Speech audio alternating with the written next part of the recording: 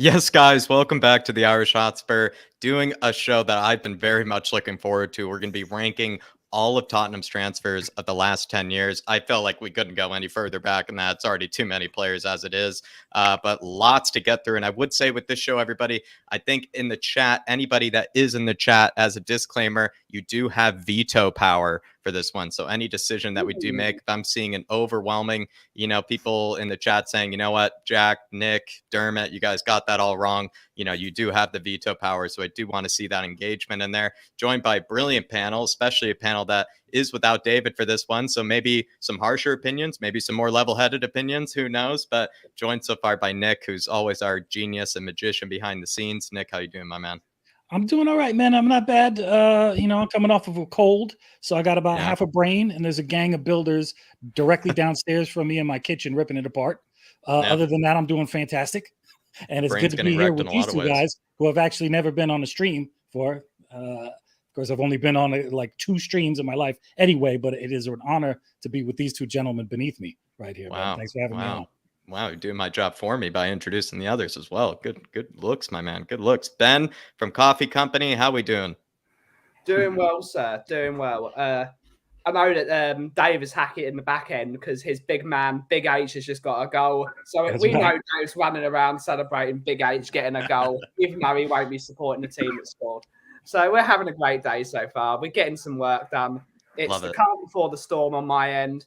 This week's going to be a massive week for myself, and we're going to push through it. So it's good to end this weekend and then start another week with this. And Dermot from Tottenham Tantrum Gold, how are we doing this evening? I am doing grand. Just in the end of the Grand Prix, Perez has got pole, so I'm over the moon with that. He's beaten the 2 Ferraris. And yeah, Ireland getting a good draw against Belgium today, which is a good result for us.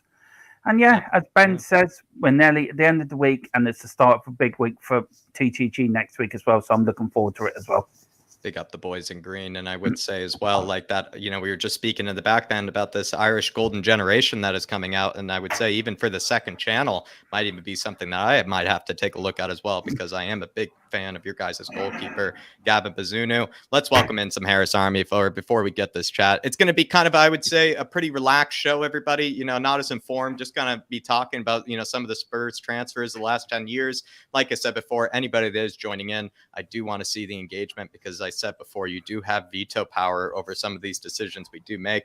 But we do have RAI saying this England team looks woeful, like Nuno's team, so lazy and can't attack at all. What I would say, though, is Gareth Southgate is definitely not as much of a garden gnome in front of the press like maybe Gareth Southgate is. I mean, Nuno was not only a garden gnome on the field, but as well as in the press conferences. Where Gareth Southgate is a very well-spoken guy. He also attacks, I would say, some of the political questions, I think, a lot better than most managers do. So I do actually have a fair bit of respect for him, I would say, outside of maybe football. But big yourself up, RAI. Matt C saying, good evening, lads.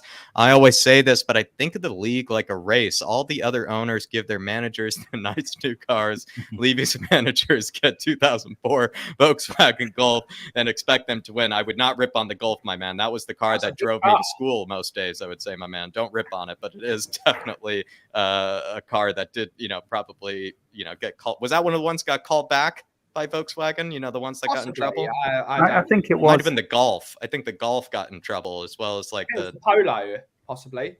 And there was a TDI. I think the Jetta TDI got in trouble as well. So maybe I would say don't rip on the Golf, my man. Probably going to have to pick a worse Volkswagen car, to represent Levy's transfers. But pick up Matt C. Say that, Ben. Sorry. Volkswagen Beetle, worst car ever made.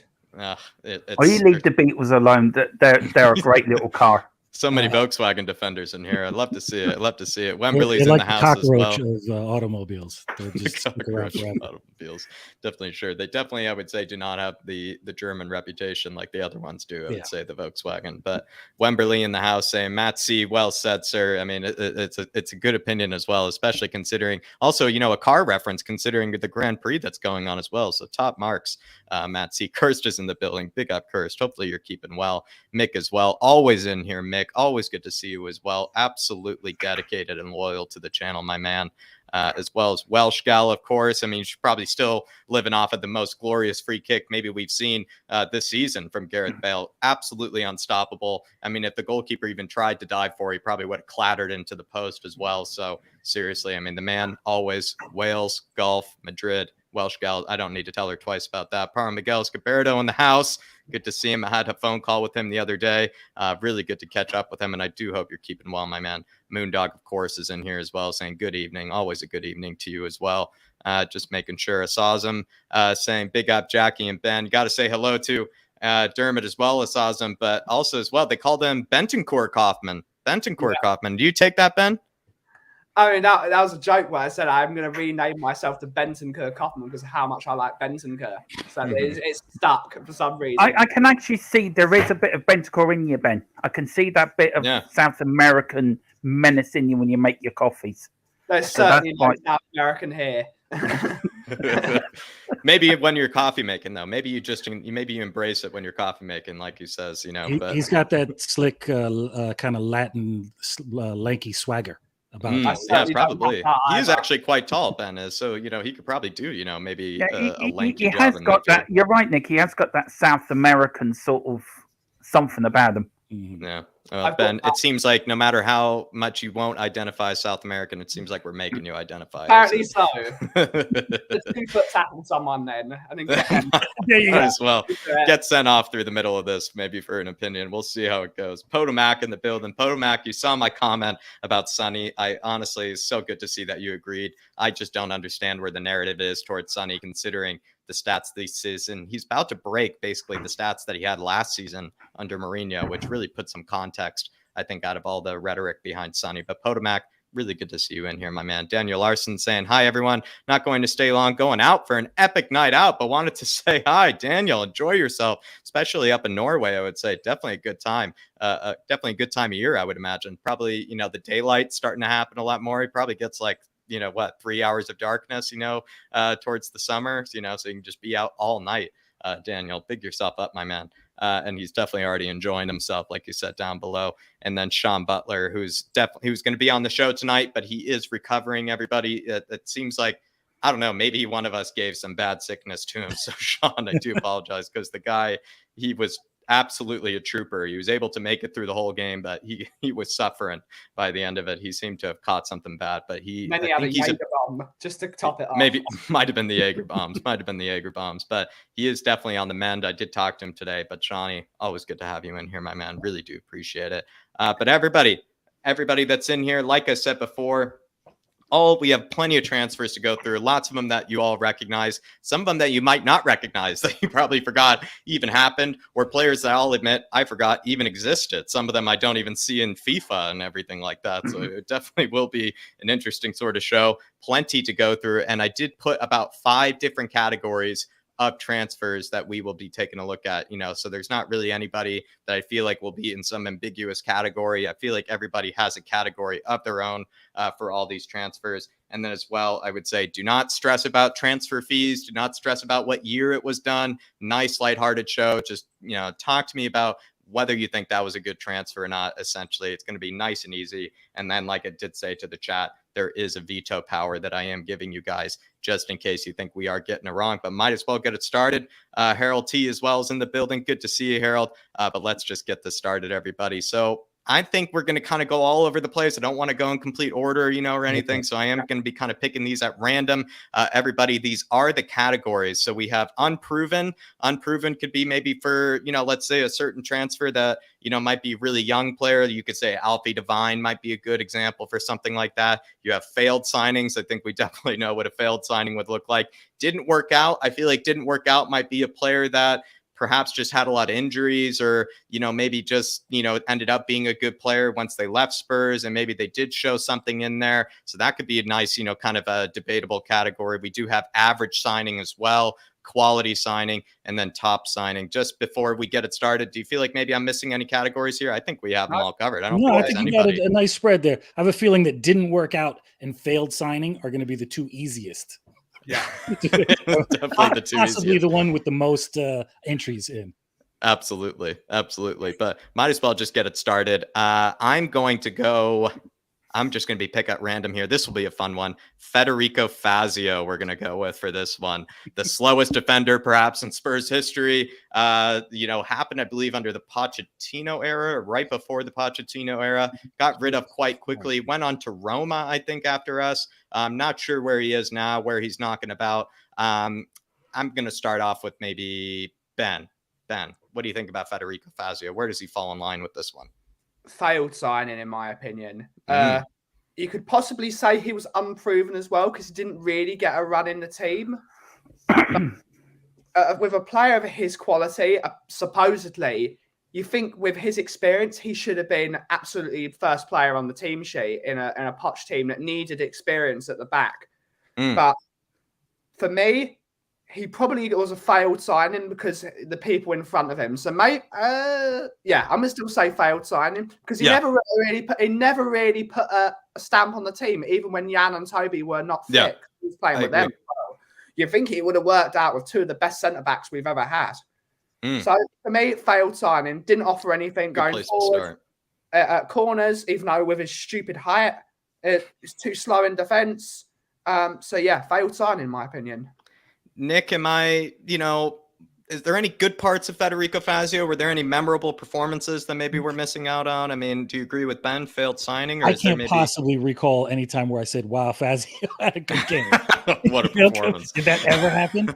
Man, and he came in 2014. So, yeah, that was the beginning of the Poch era. I mean, didn't he come in Tim Sherwood? Yes, and then, I believe and so. then it was left over from Poch, and Poch took a look at him and gave him like 6 months, man. And I think that says it all. I remember a bundle of errors all over the pitch, man.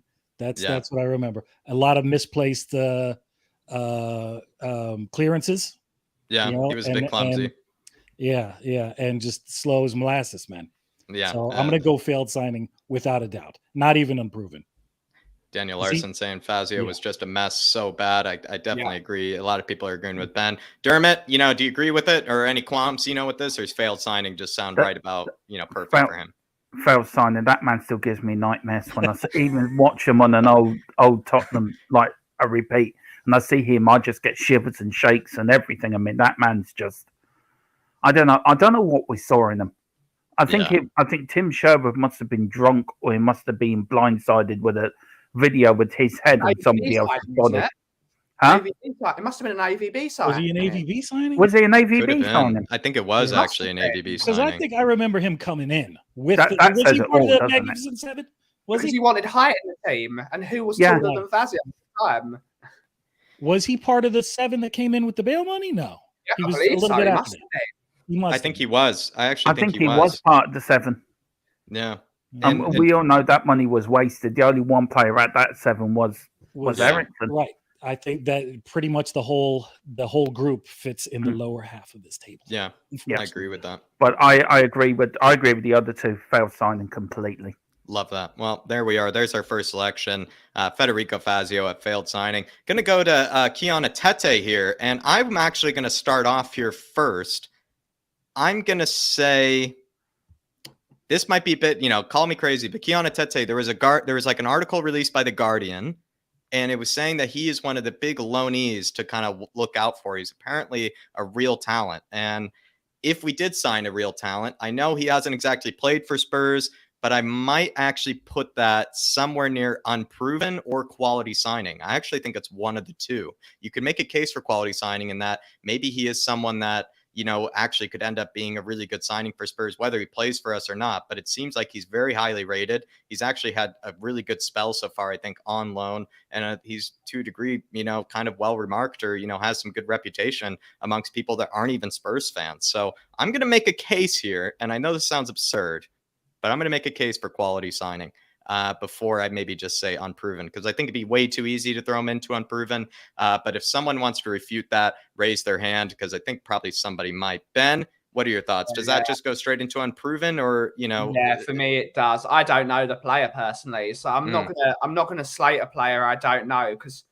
that would be a a bad look on the channel and a bad look on the panel. So I just don't know who he is. So if he's given a good reputation from outside the club, that's good to know. But for me, I'm not going to judge someone that hasn't even stepped foot in front of That's probably a good marker to have there. That's a good marker to have. Dermot, do you feel the same way? Like if he hasn't actually played for Spurs, you can't really, make him a quality signing or anything. Yeah, I agree with Ben. What Ben said, going to improve him. If he's got good reports coming through for where he is, I think that's brilliant. But I think it's unproven at the moment. But it's very good news if we've got that sort of quality player getting good reports from where he is. So yeah, unproven, but hopefully prove us all wrong to be a really good signing. Yeah, it seems like that's what the chat's probably agreeing with as well. But it's Adam Phillip. I was trying to find. I couldn't add in the labels for them, so I do apologize, everybody. Put this together kind of last minute, but it's Kiana Tete, that player that we've brought in recently as a young talent. Nick, I think you're probably going to agree with them. Unproven. I think it's a full house. It's straight through, man. Yeah, we just haven't seen enough of them. And there's some young players on the list that we're going to be able to make a more definitive decision about. But Tete is definitely, without a doubt, unproven. In my opinion, I just haven't seen enough of them. Yeah, I feel the same way. This is going to be a fun one next. I'm going for Jack Clarke here. I'm going to say failed signing. I mean, the fact you kind of have to, I said, don't always consider the price tag, because sometimes, let's say a player just worked out at the end. Maybe you don't have to take a look at the money because it's all Daniel Levy's money at the end. So why do we even cry a river for it? So in the case of Jack Clarke, though, I think you do have to take the transfer fee into account. I believe it was around 13 million pounds or like something like that, for a guy. You do have to take a look at, the fact that he's barely played a minute for Spurs. He's, had some good spells in the under 23s, but hasn't exactly lit it up like Dylan Marconde did or anything. I'm going to put failed signing, but is anybody in here, maybe Jack Clarke fans that, disagree with me? Anybody willing to raise their hand? I mean, it's almost unproven because he just hasn't been given the time and he's still so young. But I mean, for what we did pay for him, it's got to be failed signing. It's got to be. Sean Butler is asking maybe one for the future, if we were to add a category there. I think if there was a sixth category, that might not be a bad idea, actually. Yeah, let's maybe do it now. Might as well. Might as well then. I'm just going to do that quickly. Then I am going to add one there. And then the question is, does Jack Clarke actually get into that category? Right. Then probably not, I would say, as well. Just going to I'll tell you what, if Daniel Larson and Adam Phillip correcting all of us that Fazio was acquired during Poch's first season. It's even more of a failed signing. Right, yeah, without a doubt. And it was Shirashez as part of the original 7. I hope he's on this list because I've got something to say about that man. Yeah. I'm looking forward to it. It was just, that's like right around the time where I first started supporting Spurs after just getting into the Premier League for a couple of years before then. And I just remember Stambouli, Shirashez, Fazio, they kind of just blended into one kind of mistake for me. I'm not really seeing the one for the future show up for some reason. Maybe I could just refresh the page. We can combine that into, the unproven. Yeah, maybe we'll just combine them. I was trying, Sean. You saw me do it in front of your eyes. I was trying, but for some reason it's not cooperating with me at the moment. I do apologize there, Shawnee. But yeah, we'll say maybe unproven can also be one for the future. We'll just go that way. But Jack Clarke, I'm going to take my own veto power and just say absolutely a failed signing, just because we signed him for quite a significant fee. If it had been maybe like 3 million pounds, 4 million pounds, I could probably still say one for the future. But he's also Brian Hill's age, when you consider that as well. And as much as there seems to be a huge, I don't know, cult fan base against Brian Hill, I would definitely argue that Brian Hill is certainly a much better player than he ever will be. But might as well move on. I'm going to do, again, pulling this out of nowhere, Gazzaniga. This could be fun. I'm going to say average signing, because I don't think you could really say like didn't work out. He did a job for us, had some good spells for us, wasn't a bad number 2 for us. I'm going to put it an average signing. Is anybody, maybe Dermot, you a big fan of Gazzaniga? Am I being harsh? Am I being level-headed here? I mean, what do you think? I think it's a good way of putting this right, but God, could we do with him now? I mean, I think if we had him in for the 2 Chelsea games, say, for example, I think it would have been a closer game. I don't think we would have given away that stupid goal at the first when they played it at our ground. And I just think he was safe. He was dependable. He was a good number 2 for Lloris. So I think I agree with your average signing, but we could do with them now. Better than Galini. Nick, I mean, big Gazzaniga fan? Yeah, actually, I was, and I was kind of sad we let him go too. And he had some good games. He was never the best, but he's another one of those guys that falls into the category of did he ever have enough games in a row to prove himself for Spurs? And it's tough when you have a player like Lloris in front of you. Mm-hmm. So I'm going to say, by the way, that isn't Divine. I do apologize for no logos. That is Jack Clarke. It's not Divine. Big Divine fan in here, though. So we'll definitely can't wait to get to that one. But then, should we move? For me, yeah. I think Gazzaniga is a top quality signing because he kicked a Chelsea player in the face. That means he's a gentleman and a scholar. We should put a statue of him outside the training ground. And big up Gazzaniga. If I was in his position, I would have done it too. So, but no, it's an average signing. But big up Gazzaniga for kicking someone a Chelsea player in the face. Yeah, he's in my book. He's always welcome. He's always welcome. I think we'd be happy to have him back. Might as well go to another goalkeeper here since we're on the topic of goalkeepers. Joe Hart, the guy that organized the cricket games and the bingo games. I'm gonna say failed signing here, unless somebody thinks that maybe the lighthearted sort of like attitude and mood that maybe he brought to the side. Maybe you're just a big fan of Joe Hart. Maybe you just, like the way he looks or something. But I honestly think that was a failed signing because when I consider last season, Dave and I actually had almost a moment to ourselves where we actually thought if Hugo was injured last season, Joe Hart would have been our number 2 goalkeeper, which I would even make the case. I think Galini is still a better goalkeeper than Joe Hart was. I think that guy was nowhere near close enough to being a number 2 for a club like ours. I'm going to say failed signing. I'm going to start again with Ben. What do you think with Joe Hart? I feel really sorry for Joe Hart because he was a top quality goalkeeper at one point. He was one of the top 3 goalkeepers in the world. And Pep Guardiola ruined him. He ruined him mentally. He treated him like a joke. One of the best goalkeepers England produced in a while. Absolutely brilliant goalkeeper. Wore his heart on his sleeve. Really nice guy. And that's why people liked him because it was a nice guy around. He sort of brought a team spirit together. But unfortunately, in his actual job, if he shot a ball anywhere near him, it went in the back of the net. So as a goalkeeper, it's a failed signing. I feel really sorry for him, but it is a failed signing. He used to be a quality keeper. I think maybe what happened to him. He was almost world class at one point if it weren't for Pep Guardiola. Pep Guardiola just exposed the fact that the guy really never had learned to play with his feet, I think is what happened. He was an old school goalkeeper. Yes. And then maybe that just hurt his confidence, ever since. Because I think, remember, all of his saving stats kind of went down, ever since that. He wasn't even then a good shot stopper after that. Just Pep Guardiola just clearly, honestly wrecked his whole reputation, wrecked his whole confidence and everything. Anybody, disagree with this Joe Hart one, or should we move on?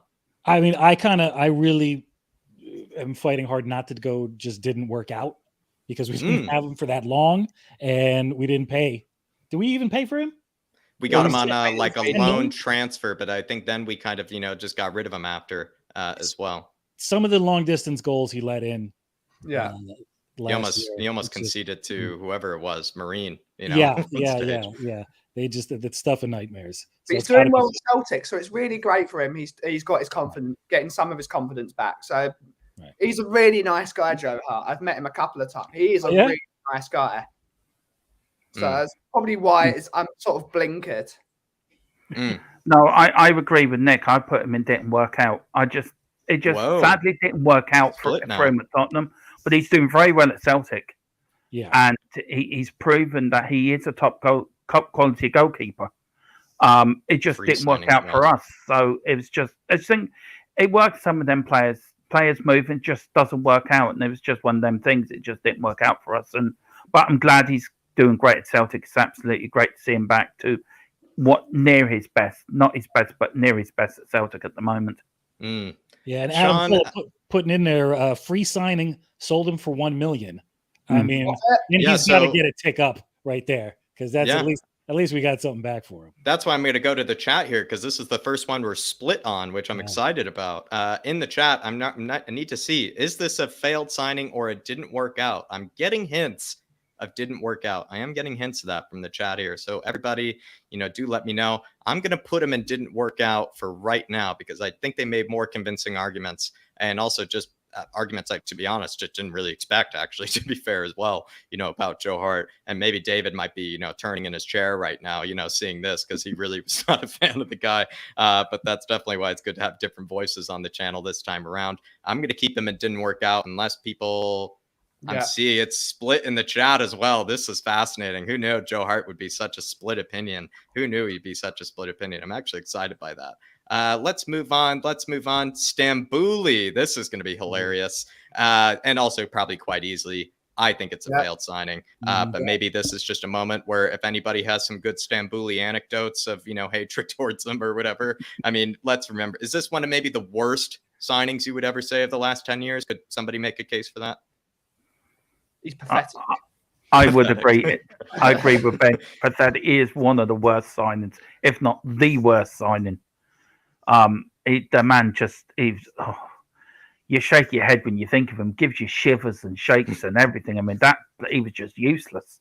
Yeah. How we ever become if we could add 7 categories or 8 categories, useless should be another category as well. Failed. Absolutely, everybody is unanimous on Stambouli. Listen. I don't claim to know a whole lot about football right now, but even then, when he was playing for Tottenham, I knew even less. I still knew that man should not be on the football pitch. He confused your football brain. Man. It's like, what? Is he supposed to be doing that? To Adam Phillip in the chat, he was £5 million. £5 million.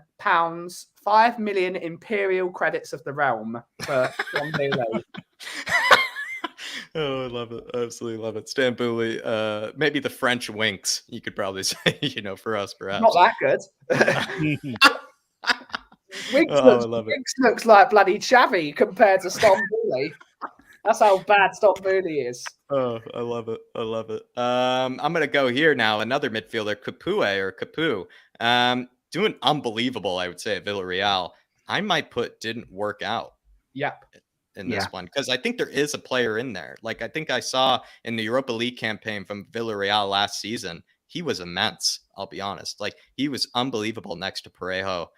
So I would actually make the argument of didn't work out, with Capoue. Where did he go directly after us? Was it Watford? Yes, yeah. Watford. Yeah. And anybody remember how long he actually played for Spurs? I think it was like a season and a half, 2 seasons. Yeah, that was maybe. It? Season I think and it was half? like 2 seasons only. I really don't think it was too long, because you can even, I think that, right, he joined during the Soldado era, I believe. Yeah. I think he joined in the same window as Soldado. Yep. It's hard to say, like, again, put this all together a bit more last minute, so I don't have as much research on the players, but I feel like there's a solid player in there. I think there's a solid player in there, and he probably could have offered us something had we not been, such a bad team maybe at the time, and maybe had such poor managers as well. I just think some players that come to the Premiership, it just doesn't suit their style, or it doesn't suit their playing style. And I think Stambouli and Capoue was just one of them. Do you know what I mean? It's just one of them players that the league just didn't suit him. Mm-hmm. And he goes to a slower league and he turns into a great player. So it's a shame it just didn't work out for him. I think that's some of the players you could say. The Premier League is fast. Yeah, it's fast, it's quick, it's tackles are flying in. And some European players just can't get the grips of it. So it's just one of them. I think the thing with Etienne Capoue is he thought he hit the big time. I mean, one of the things Michael Dawson said is he walked in the training room like he was the big dog. When really? Apparently so, according to Michael Dawson. Interesting. And Michael Dawson and people like were just like, who the hell was this guy? It was. But there was a comment saying it was Conor McGregor. Who the hell was that guy? It was basically the entire Tottenham training room. Like, who the feck is that guy? I think he was saying that about Stambouli, actually. Well, probably enough. There's going to be probably a few of those quotes. Who the hell is that guy? In that case, but I think didn't work out is actually quite fair to Capoue, and I feel like we're probably quite fine with that. I'm going to go a bit further down here, maybe again on the topic of midfielders. Wanyama. I'm going to make the case for quality signing. maybe in this case. Does anybody think about maybe Wanyama as a quality signing? That's Because awesome. I feel like he gave us at least maybe 2 good years. I know the injuries, were, a big highlight of his career, but we knew that there was an unbelievable player in there. So I'm going to go for quality signing. Does anybody think he was worse than that? Nick, what do you think? You know what, man? I may rub against opinion, but I never was in love with Wanyama. I know he did a fantastic job in like mid-Poch era, but he never really and he did the destroyer role without finesse. Yeah. Actually, I know what you mean. Actually, did it without finesse. I do actually know what you mean. Robust, but not pretty. And Moussa Dembélé definitely played his role in making him look a lot better. I'm going to go average signing on that, man, because I just never really Wanyama never really blew me over, man. Interesting. Yeah. Anybody agree with Nick here? Do we think quality signing is more fair to him? I think quality signing. He was one of my favorite players during that 2-year period. He was immense. And of course, of the injuries, but when he came in to decide, he did a job and he did it well, and he played for the shirt, and he was, he had passion for what he did. So great quality signing, and very, very sadly missed, actually. Do you know what I mean? Over the last few years, but a great player and a great signing. Yeah. Alrighty then. It seems like there's some Wanyama fans as well as in the chat. Daniel Larson, even Harry Winks is a big fan of Wanyama, and Daniel Island Life as well. Remembering that goal, that I would say out of all the goals in the world, that is one of those shots that's still in the air. To this day, that Wanyama belter against Liverpool, it's still flying. It's probably hit a few different time zones. But, I would say quality signing certainly makes sense, in the case of Wanyama. Moving on maybe to, this is going to be a fun one, NG. I mean, I think it's a failed signing, but does anybody have some good NG, maybe anecdotes here? Anybody that, really had it out for the guy maybe at the time? I think it was brought in like 2014, 2015, I feel like NG, if I remember correctly. Ben, do you have any, NG sort of anecdotes or anything about the guy? Another shit footballer. Great assist against Man City, and then that was it. Always, it's almost a scene of Space Jam. We looked so good for 5 minutes, and then someone took all his talent. As soon as he did that thing, he had all of his talent was gone in one cross, and it's just like, that's enough of my career. I've assisted Harry Kane in a big game. That's enough for me. I can go home happy. Dermot, anything about NG that maybe I should know about? He was useless. To be fair, as Ben said, one good cross, and that was it. I mean, that's all she wrote. I mean, to be fair, that was it.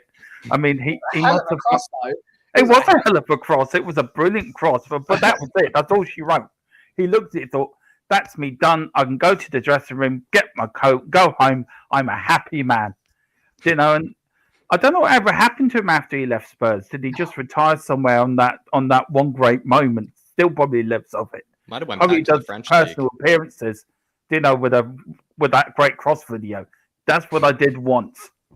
I feel Dave would do the same thing if he was in the same. I've assisted Harry Kane in my life. I'm going home. I'm telling my mum. I'm telling my grandma. I've made it, son. I've assisted my hero. Now I don't have to do any football. He made a career out of it. From that cross, it seems like. Definitely. This is going to be fun. Adebayor, bringing him from Man City. This is funny because, he was not well liked by Pochettino. Kind of was, there during those dark days. Average signing? Anybody disagree with me? Maybe average signing? Jack, he shouldn't even be on there. He's an ex-Gooner. Come on. He was very good for us, though. He was very good for us. Yeah. I never liked him. I'm sorry. I just couldn't get him personally, but he was a good signing for us. I mean, he played some very good games. He scored a lot of goals for us. He had a great partnership with Gareth Bale. He was a very good player. He might even have to go in quality signing. I'm gonna have to quality signing myself, man. Because he was really good. He scored a lot of goals. For a while there. He was, after Gareth Bale left, he was the flashiest, hottest dude on the team. He was the goal scorer right there. So I always have a little soft spot in my heart for Adebayor. Oh, of course, I always have soft spots for nut jobs too, because he was an absolute nutter. And the whole voodoo thing, the thing with his mom, that was good newspaper print at the time. Yeah. Entertainment factor, definitely gets taken in there, as well.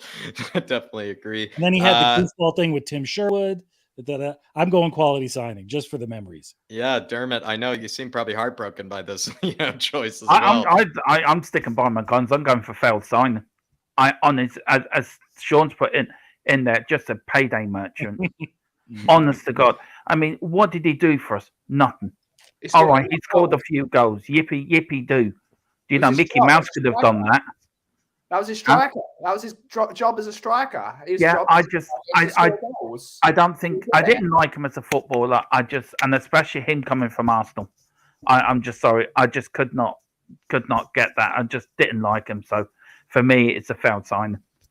Yeah, I mean, what do you think? It seems like Adebayor, everybody's bringing up the context that when he was on loan with us, he was unbelievable. The moment he signed that big contract, he immediately became bad. Does that make him then an average signing, or does that still keep him at quality? I'm going to go to Nick and Ben here. Going to go to Nick first. What do you make of that? Once he signed the contract, though, he then really dropped off. Then you've got to separate. You've got to have Adebayor on loan, and you've got to have two Adebayors. Because it is two different Adebayors, right? It is two different people altogether. He played well to get the contract, and then once he got what he wanted, then he said, "Right, that's it. I don't need to do anymore." I'd still put it as a failed signing, but he did the same thing at Man City too. Right? I respect what Ben says, and I do understand what Ben says, and Ben makes a very good point. He did get important goals for us, but I just don't think he was. I just never liked him as a player. What he did when he scored against Arsenal, when he played for Man City, when he ran up the whole of the pitch. That was legendary. I respected him for that. Yeah, and I just thought what shows what a twit you are. Great. This is great. I love these signings that are causing, like the 2v2 split. It really is, quite brilliant, I must say. This is exactly what I was hoping for. Goal against Chelsea from 30 yards out. That was a brilliant goal. I mean, the goal against Man United when we beat them there. That was a brilliant goal. He scored some great goals.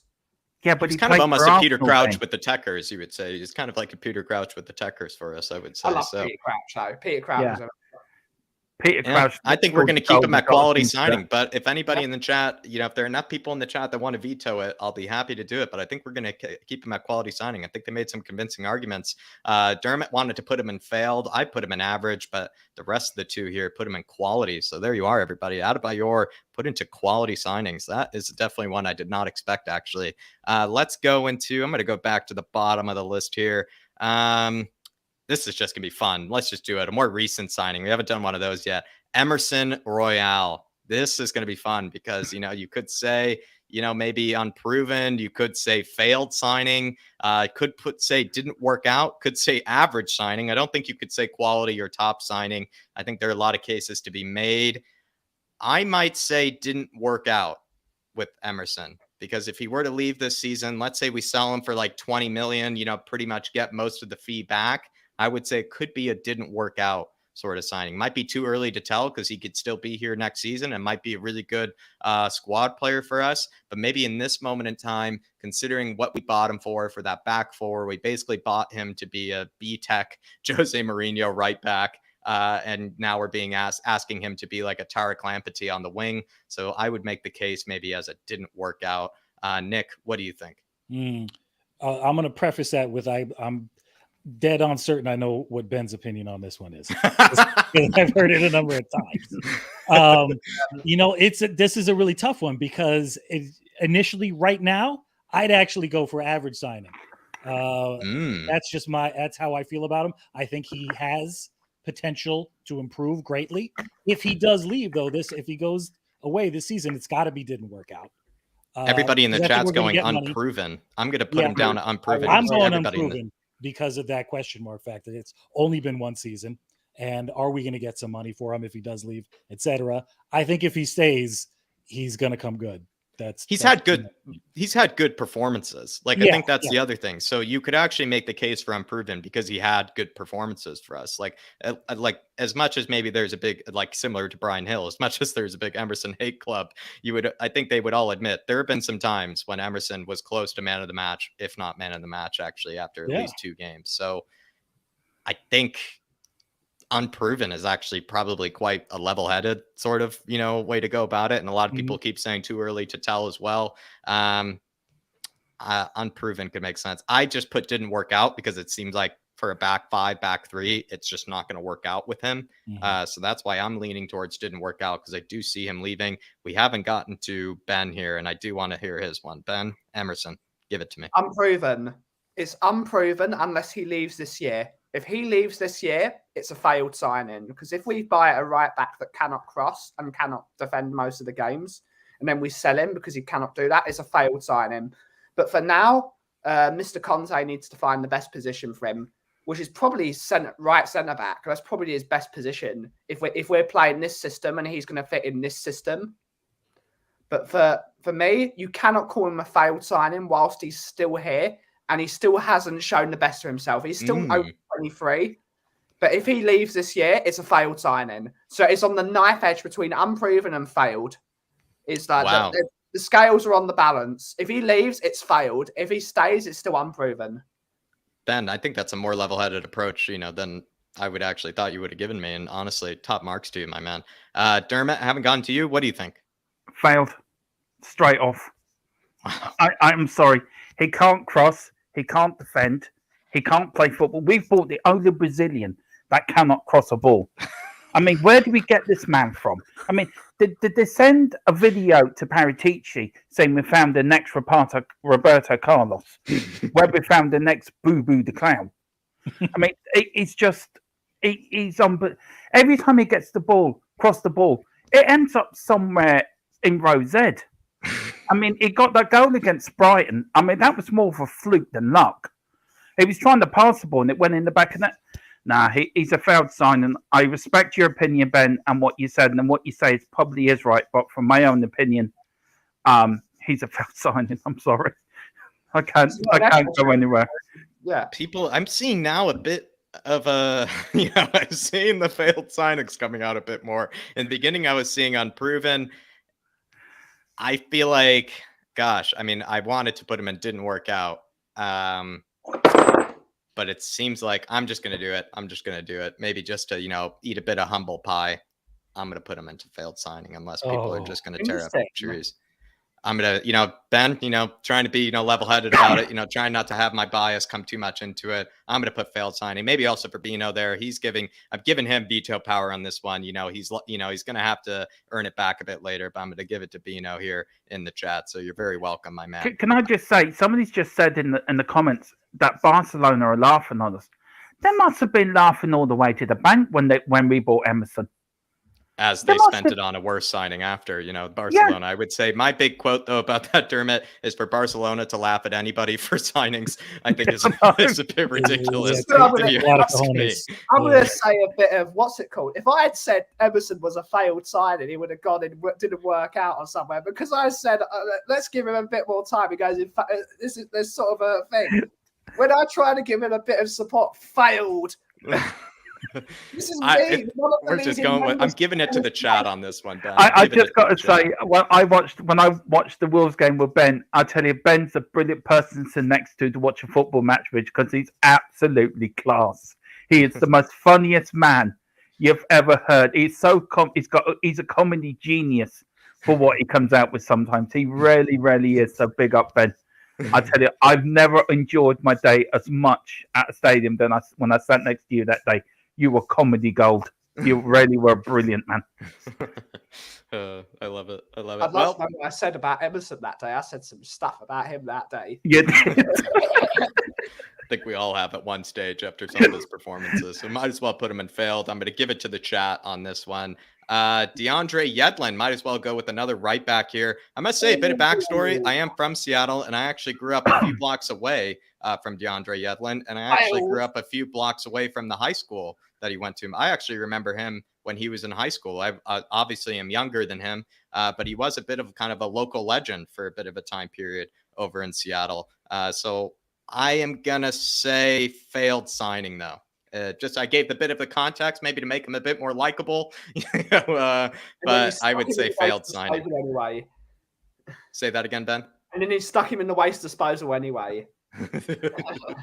Maybe that's the 10th category, waste disposal. As well. He was half as good as some of his hairstyles. He would be world class. Yeah, brilliant hairstyles, didn't he, Ben? He really good tattoos as well. He's a good-looking guy. The best one was the one he had at Seattle, the lion. That was fantastic. But no, shit footballer. No, in the bin. In the bin. Goodbye. Yeah. Nick, any, American, kind of love coming for this guy, or, given that you're not at all, not at all. He was actually represented what I don't really like about the U.S. men's team. There's got to be. If you look at him and you're thinking, we have all these people in this country. There's got to be somebody better at this position than this guy. But I think it's going to be a general across the board agreement on this one too, because I'm going failed signing. Yeah. Well, everybody, there it is. Just gave a bit of, background on DeAndre Yedlin. He was a bit of a local hero over where I was when I was growing up, but definitely not, definitely did not make it at all. It was actually quite remarkable, though, that he did go to my, my club as well, which was just, a bit of, maybe how the stars aligned, but did not actually align in maybe the ways that we wanted it to. Let's see, where do we go? Yeah, someone requested Vincent Janssen, so I might as well oblige. Vincent Janssen, the definition of a failed signing. Anybody have some good Vincent Janssen anecdotes? I feel like Ben's got one. I think he's the worst striker I've ever seen, ever. Did you ever see him play in person, Ben? Of course. Yeah. I think he's not. I don't even think he's as good as Gregor's Raziak. That's how bad he is. He's awful. He tried and he tried and he tried, but he was just awful. He was shocking. I mean, I don't know how he's doing in Mexico. Hopefully he's having a great time. He's actually become a local legend, I think, over in Mexico. He's actually quite good for them. I think he plays for, did he play for Monterrey? I'm trying to remember now. Club America? No, Club America, I think, is the one that Gignac plays for. It's hard to remember. But yeah, maybe if it were a Mexican, like La Liga MX, sort of stream, maybe this would be a quality signing. But Dermot, any, bad memories, any funny memories of Janssen? Every game he played was a bad memory. I've just wiped them all out of my head. I mean, when he got named on the team sheet, you just walked out the stadium and cried because that fella was useless. I mean, a 4-year-old child could do them better than Janssen could. And how the hell he's doing well in Mexico? They must have given them extra cocoa beans or something to make him score because he couldn't hit a bull up the arse with us. And it's the extra chilies in the quesadilla. Yeah, exactly, Ben. I mean, you put fail signing. There should be a list down there for absolutely disaster, waste of time signing because that's where he would be. I mean, he was. I don't know. Ben. This is too early, Jack. This should be on after the watershed about Janssen. I mean, I'm getting the shakes and nightmares now. Even think about him playing for us. I mean, he's useless. Nick, yeah, you're laying the tough ones on us. The best signing for the under-23s.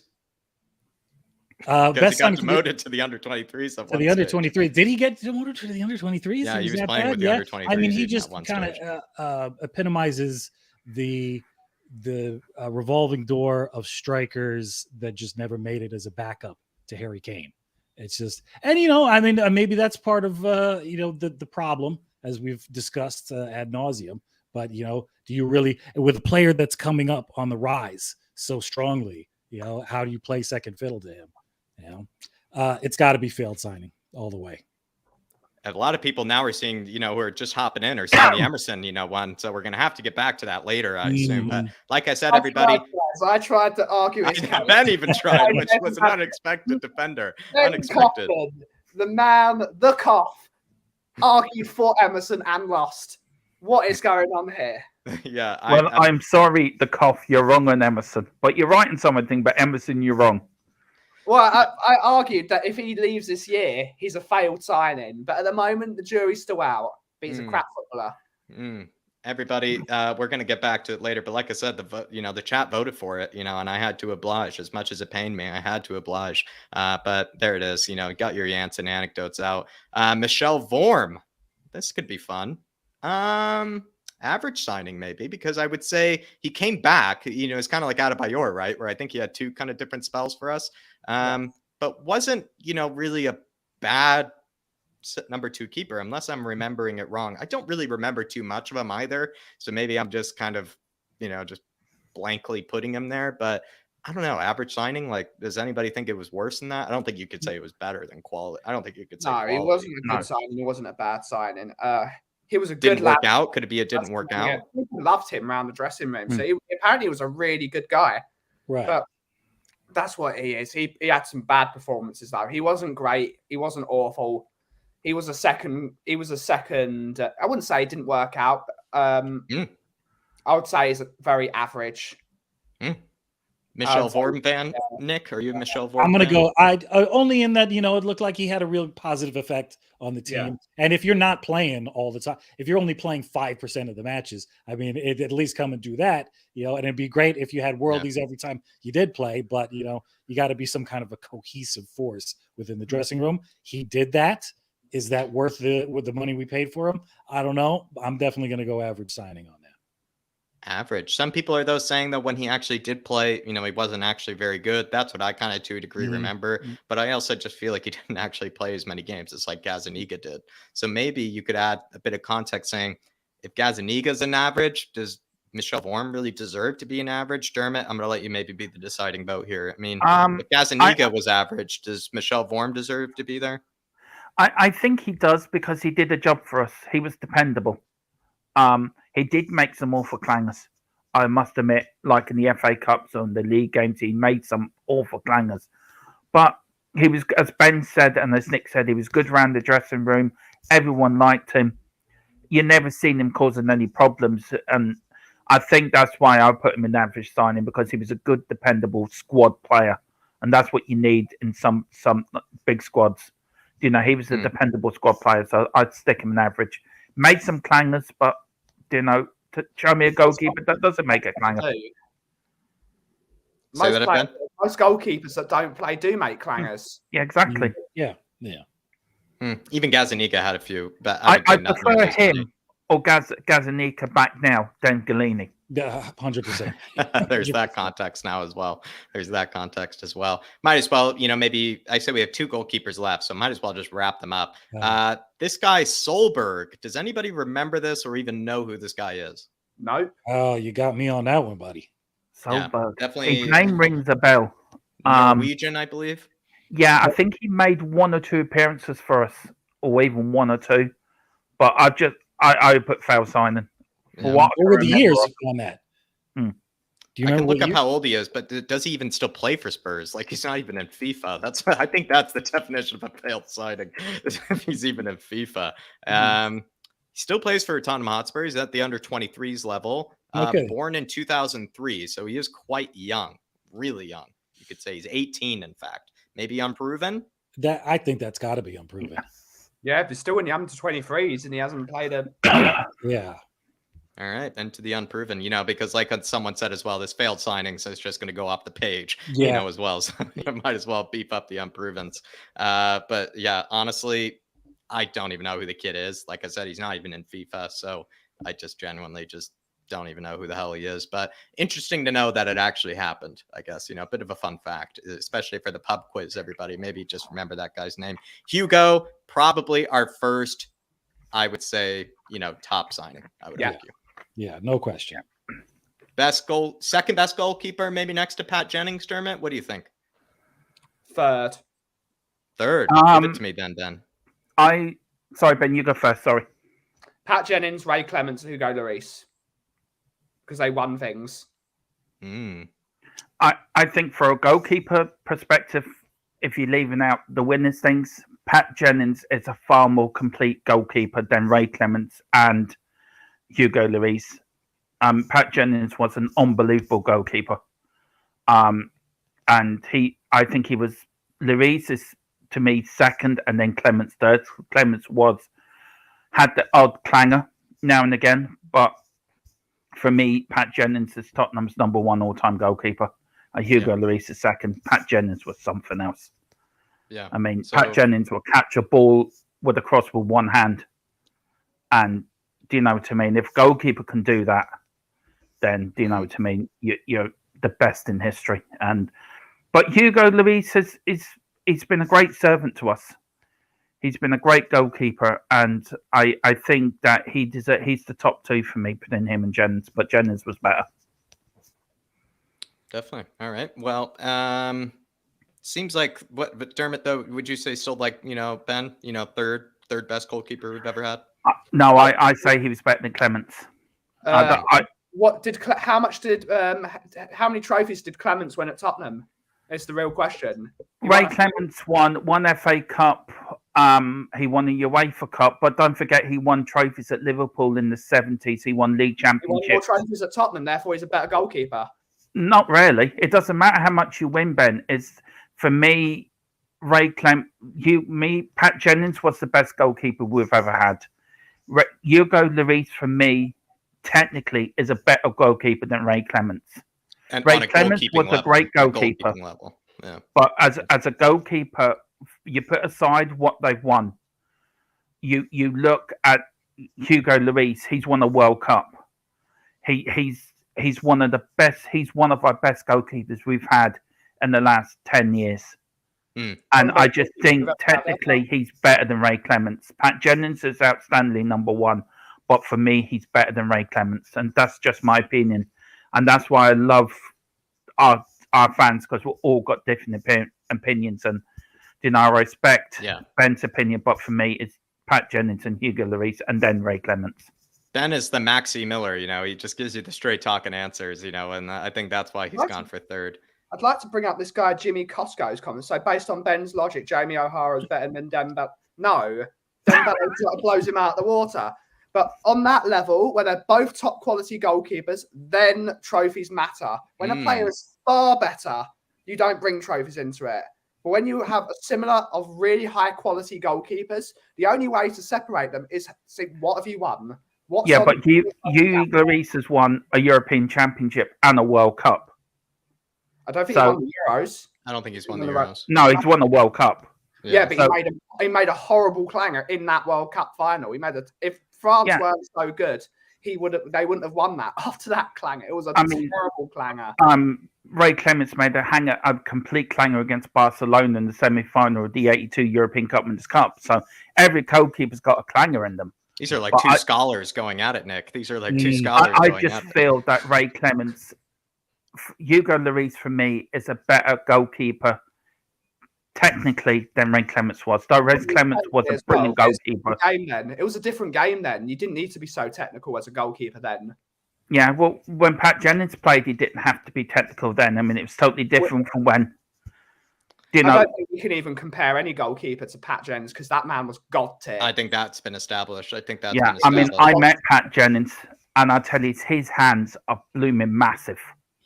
I mean, they're like shovels. But for me, Pat Jennings is Tottenham's greatest ever goalkeeper. No question. Just want to say a massive shout out to Bobby K. Bobby K's in the house. Danny Kiriaka's in the house. Bobby K. Big up Bobby K. King Hoddle, good to see you as well. Linda Williams as well. Good to see you. But we are going to move on. I asked a bit of a scholarly question to the two, and they felt like they could have gone on for an hour there. Felt like, debating that. I'm arguing for the classic keeper, and Dermot's it's the opposite. I know, it should be the opposite way. There's already been a couple of those today, boys. So, it's like you guys had a conversation before the stream about let's throw everybody off. Let's go for another rando. Keenan Ferguson. Does anybody remember this one? Oh man, that's another one I never heard of. I'm gonna look up his age again, just to see if he's, knocking around in the under 23s or anything like that. I tell you, our under 23s are not haven't got a bad little squad on the 23s at the moment. Yeah, no, not at all. It actually looks like he is not currently playing for Spurs anymore. Failed signing. Looks like he plays for Boston United. Failed signing. Which is in the National League North in the 6th tier. So he's almost playing non-league football by the looks of it. Failed signing. I think that is a failed signing. Yeah. There you go. The more you know. The more you know. National League North. Yep, failed signing. Yeah. Yeah. I think the fact that maybe he's just not been in the under 23s probably just means, he's as a failed signing. Going on to the next one. This is going to be fun. Kevin Wimmer. Nick, do you have any Kevin Wimmer memories? I think it is a failed signing. I don't remember any good Kevin Wimmer performances, but I can't say that 100% because he did come in a couple of times when Jan was injured, Toby was injured, and at least just did a bit of a job. And then it's like he had a 50-50 as a backup performance, sometimes he'd get the job done. Sometimes he'd completely let you down. I'm going to have to go didn't work out on that because he was kind of there to fill up the space when we needed him. He was levels below those two. And with Adam the hope Phillip that he was asking, going to did learn. we double our money on Wimmer? Does anybody remember that? Oh, that's a convincing It's real argument. hard not to take the transfers, the dollars into account on these, because we rinsed. Didn't work out then, maybe? Didn't work out? Yeah, I think it didn't work out on my end. He also did something very important, which was, without Kevin Wimmer, Sonny might not have bedded in as well. And Kevin Wimmer was Sonny's best friend for those 2 years they were together. I think it was 2 years they were together. Oh, because they were Bundesliga guys. They were Bundesliga guys. They were great mates. So without Kevin Wimmer, Sonny might not have hit the heights he did. He helped him bed in. It might not have worked out for Sonny. Back when Sonny, had a bit of those German skills more than English skills, right? Yeah, it goes back to it being a squad player, but he would never have worked out in that team because Jan and Toby were awesome. They were immense. Awesome. He would never have got in that team. He would never in hell. And he was behind Dyer as well, so it would just never have worked out. I think it didn't work out. I like Nick's answer. I think he, probably proved me wrong there. Dermot, any disagreements? No, I actually agree with what everyone said. I mean, I would have gone for an average signing because I did like him. I thought I liked him as a player. I just thought he was unlucky. He had Jan and Toby there ahead of him. And I think if he had more games in him, I think he would have progressed and I think he would have become a better defender. Like a good squad player? Maybe like an Eric Dyer? Could he have been like an Eric Dyer, do you think? Exactly. And I just think he was very, very unlucky the time. But as Ben said, you could go between average signing, but I have to agree with Nick and Ben. I have to go, it didn't work out. You can't really disagree with that. And I'm liking the Blades comment here. It's actually mad the amount of failed signings because of Levy. Man, we're not. The list has not even gone there yet. But at the end, you're going to be a lot madder. Signings are failures. I think we should be all put in for the scouting jobs, the four of us here. I think we'll get better signings. I think if we're all in the scouting unit at Tottenham. Let's go for another. I'm going to go for two in a row here. I'm going to go two unknowns. Get these unknowns out of the way. Shiloh Tracy. Does anybody remember this guy? Nope. No clue. Might go an unproven, I would imagine. Let's just see where he's knocking about. Let's see where he's knocking about these days. The name rings a bell. Yeah. Plays for Cambridge United, which I would say one of my favorite presenters in the world is actually a Spurs fan as well as a Cambridge United fan, and Max Rushton. But he might be on loan there. Let's see. Maybe he's on loan over there. His name rings a bell. I can't. No, he's now moved officially to Cambridge United. So he's playing for a League 2 side. Or League 1 side, sorry. League 1 side. Now recently promoted League 1 side, Cambridge United. Unproven. Unproven. I'm looking at the history right now too, and he was on the team. He was born in 98. So he's still young. Yeah, still young, but he was on the team from 2016 to 2021. And that's why the name rings a bell a little bit. Maybe failed zero senior appearances in that time. I gotta go. I'm gonna go failed signing on that one. And he's in League 2. I agree with that. failed signing then it is. Add it to the list. The unknowns are getting in there as well now. Definitely beefing it up. Let's go to the other one. Actually, let's go for two more just because they're nice and quick and easy. Make this list a bit shorter. This one is Zeki Friars. Does anybody remember this guy? Failed. I don't even remember this guy. Ben, tell me about it. Seems well, like the you know story him. was we got Standard Liège to buy him, so United couldn't buy him, and then we bought him off Standard Liège because we didn't want United to get him because supposedly he was a really good player. So I couldn't even find a good photo of him. we had to pay a team to buy him so Man United couldn't have him. And he came to Tottenham and he was awful. He predominantly played left centre back, but he was supposed to be a left back. It just never worked out for him, but it was a failure. The amount of work we had to do to get that player, and it just didn't work out. It failed. I'm getting a bit worried here because I wonder what happens when this gets filled up. After this, I'll go down and drop another thing. Might as well. Hopefully it goes. Hopefully it does that. Let's go to the other kind of absolute unknown, Maximus. So I get this right, Maximus Tainio, Finnish player. I believe his father actually played for Spurs. I'm not as much of a pub master to know that I believe his father actually played for Spurs. Tainio, what a legend. Chelsea in 2008, telling that who was he telling? It was like, look at the score, mate. We were winning in extra time. That was brilliant. What a legend. I think he's now gone back to Finland. So I would say. Who was it he told to look at the scoreboard in the last minute of extra time? Who was it? It was like Maluda or someone, I know what you mean, Ben. It was absolutely brilliant. What a hero. God bless Teemu Tainio. What a guy. Number 6. Nick, does this one like you where you're just like, wow, I guess he exists? Was that? Yeah. I mean, I'm getting the history lesson from Ben here, and thanks, because I didn't even know that was his father too. This is a kid that has not had a whole lot of time on the team either, and just youth career. So do we go fails because this is a signing? He's gone back to Finland. It was even I was just going to say that to you, Ben. Marlon Green said Drogba. Tainio was taking a throw on in the Carling Cup final when Drogba was telling him to hurry up, and he went to Didier Drogba and said, "Oi, mate, look at this! Look at this! What the score is."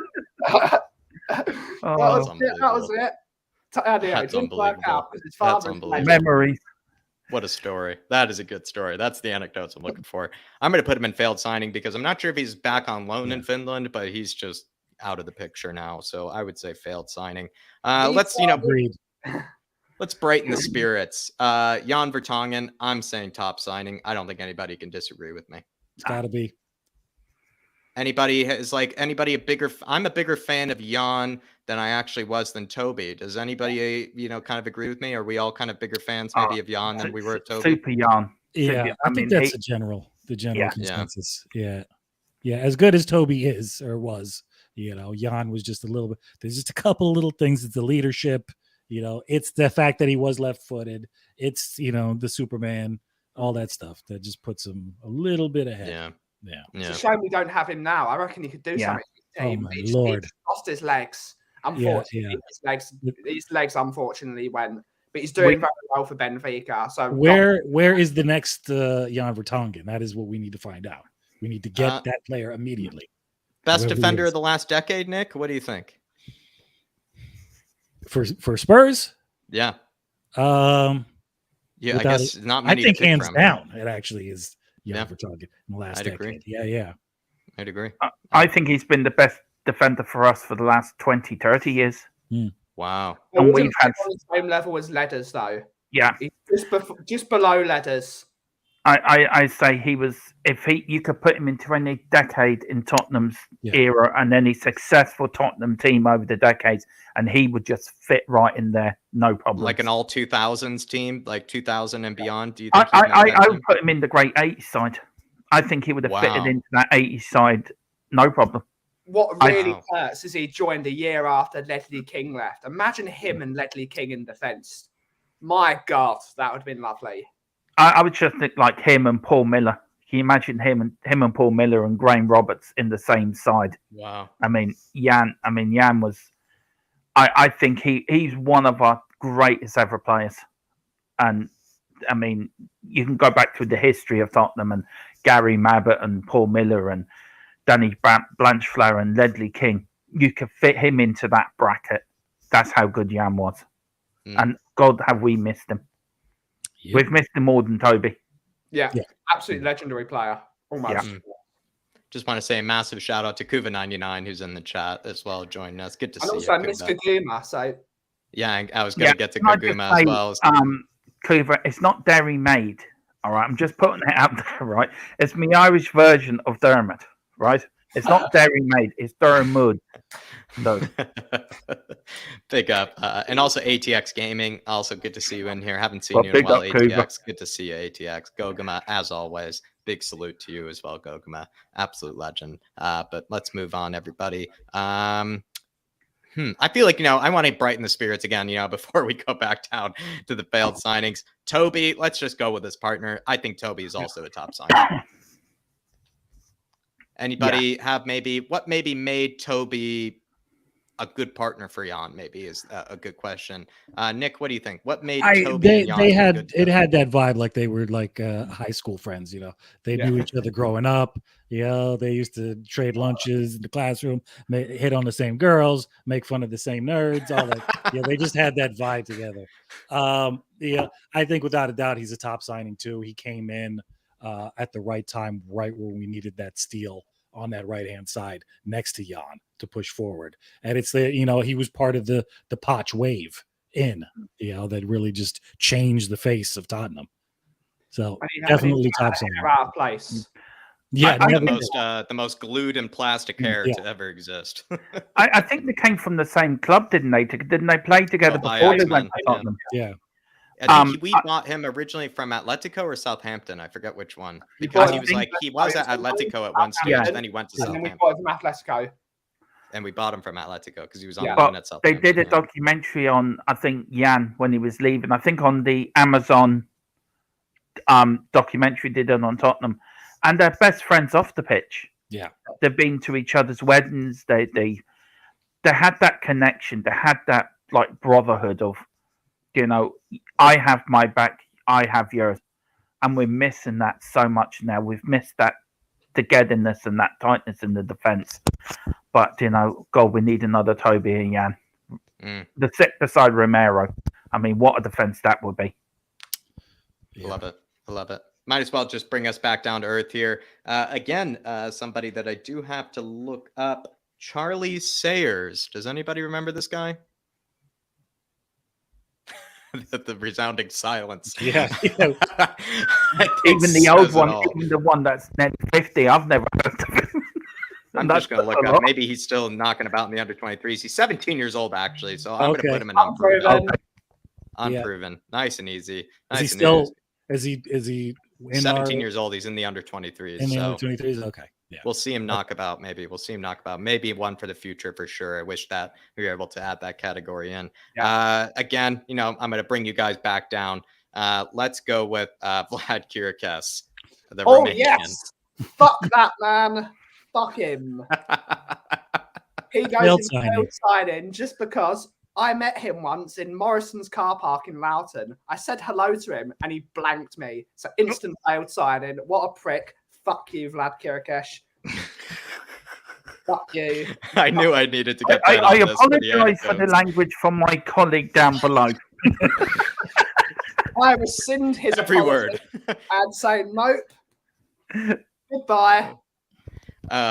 Dermot, what made Kirikes so bad? I mean, Ben just summed it up, didn't he? How can you follow what Ben just said?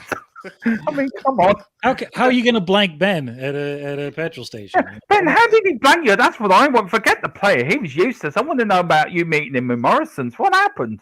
He parked next to. I was with my mum. We drove in. We parked next door. He drove in as well. He got out the car. I said, "Hi, Vlad." He just blanked me. So no. Yeah, I had to say that's just rude. No. Right, for being rude I'm vetoing your veto, sir. Yeah, for being rude to Ben, he's a failed signing, and that's it. who is it? Daniel Larson. Want to wish you a good rest of the evening, my man. Enjoy yourself, because it seems like he's having a big epic night out, like you said. Enjoy yourself, Daniel. Have a good evening, my man. But there you are, everybody. A bit of a Kirikesh moment. I would say, I do remember the FIFA days, back when I was around 13 or 12. I remember him being actually quite good in FIFA, but then being one of the worst players actually for Spurs. He's one of those anomalies as well. This entire stream. Now I can rest easy now. I've got one of them coming up, Ben. If Jack brings up the one player I know he's going to bring up, I've got something to say about him too. Maybe, I don't know. There's so many that I'm looking at right now. I might bring us down again. I'm in a negative mood. Let's bring us down even further. Roberto Soldado, might as well get it out of the way. I think we all know it's a failed signing, but let's compare him to the other failed signings. I'm going to go one by one here, and I'm just going to go to Nick. Worse than Fazio? No, because it was because he's definitely, and I think everybody would agree, there is a footballer there. And he's another one of those that did a lot better after he left. Fazio was all over the shop as far as that's concerned. Yeah. I never remember him having a good game. I was always pulling for Soldado to come good. It's hard to good penalty taker. Yeah. Which was about it. That was his goal contribution altogether, right? I think it's got to be failed signing. Yeah, it's either that or didn't work out. I feel really sorry for him, and the fact that he's after he left, he said he was so supportive of the Tottenham fans, saying, "Thank you for giving me so much support. I failed you, but you still gave me support." That's right. I remember that. Actually, and he's still supporting Spurs on the sidelines after he's left. He's a great guy, but it just was a failed signing. That's good context. I didn't know that. I forgot about that, actually, Ben. I do remember him saying that. It just wasn't. He just didn't make it in the English league because he needed someone next to him, probably. It's that it was not the player. He's not a lone number 9, and we thought he was. But so you could probably think you could put him in. Didn't work out, but it is a failed signing. I reckon it's teetering on those. I think Ben's right, but I think we failed him more than he failed us. Probably. I think as a club and as a scout and a management, I think we failed him as a player. So I would actually put it in didn't work out. He didn't he still went back to Spain, and it's not like he tore, not like he tore up any trees or anything, but like he didn't fail in Spain when he went back to Spain either, if I remember. I mean, Adam Phillip just said he had Adebayor next to him. I mean, any player next to Adebayor is going to be crap. So, you're going to make bringing up that argument again. Danny Kyriakou is vetoing this and saying didn't work out. So big up Danny Kyriakou. Holds a lot of weight on that one. Yeah, I actually liked him as a player. I just felt that we failed him as a club instead of him failing us. It's kind of similar logic to Capoue and actually Wimmer when you think about it. It is similar logic. No matter how bad they were when they were with us, maybe there's sort of a player in there, kind of concept. Yeah. Can I just say something, Jack? Our scouting team is absolutely a load of rubbish. You look at them failed signings. And it has something to say about our scouting system. I think what's actually quite relieving is, at least the ones of the last 2 years, maybe are, not as prevalent yet, but I guess we're going to get further down the list. Adam Phillip is though saying didn't work out means failed, which maybe the difference between didn't work out and failed is that I feel like that means they had good spells maybe after, or that they showed evidence of being a good player. I think is the logic behind didn't work out. And also maybe like somebody said before, let's take into factor the conditions or the environment of the club maybe at the time also maybe contributed to their failure. But I feel like maybe considering those nice remarks actually around Soldado, I'm, going to pull up the sympathy card and put him in didn't work out. He's got a veto though, so it's too late for you, Adam, unfortunately. Let's get some youth players knocked out of the way. Lavigne, I believe we bought him from Chelsea, still quite young. I think he's unproven, but, he was highly rated by Jose. Maybe he's one for the future, you could probably say. Yeah, I would say so. Yeah. There's a lot of talk about him too. So so maybe not as much of an unproven in a bad way, very much just one for the future. Potentially. Yeah. I would say the same thing about Pescazzi. Actually, I'm just looking for him here. There he is. Is Pescazzi not from our academy? We bought Pescazzi?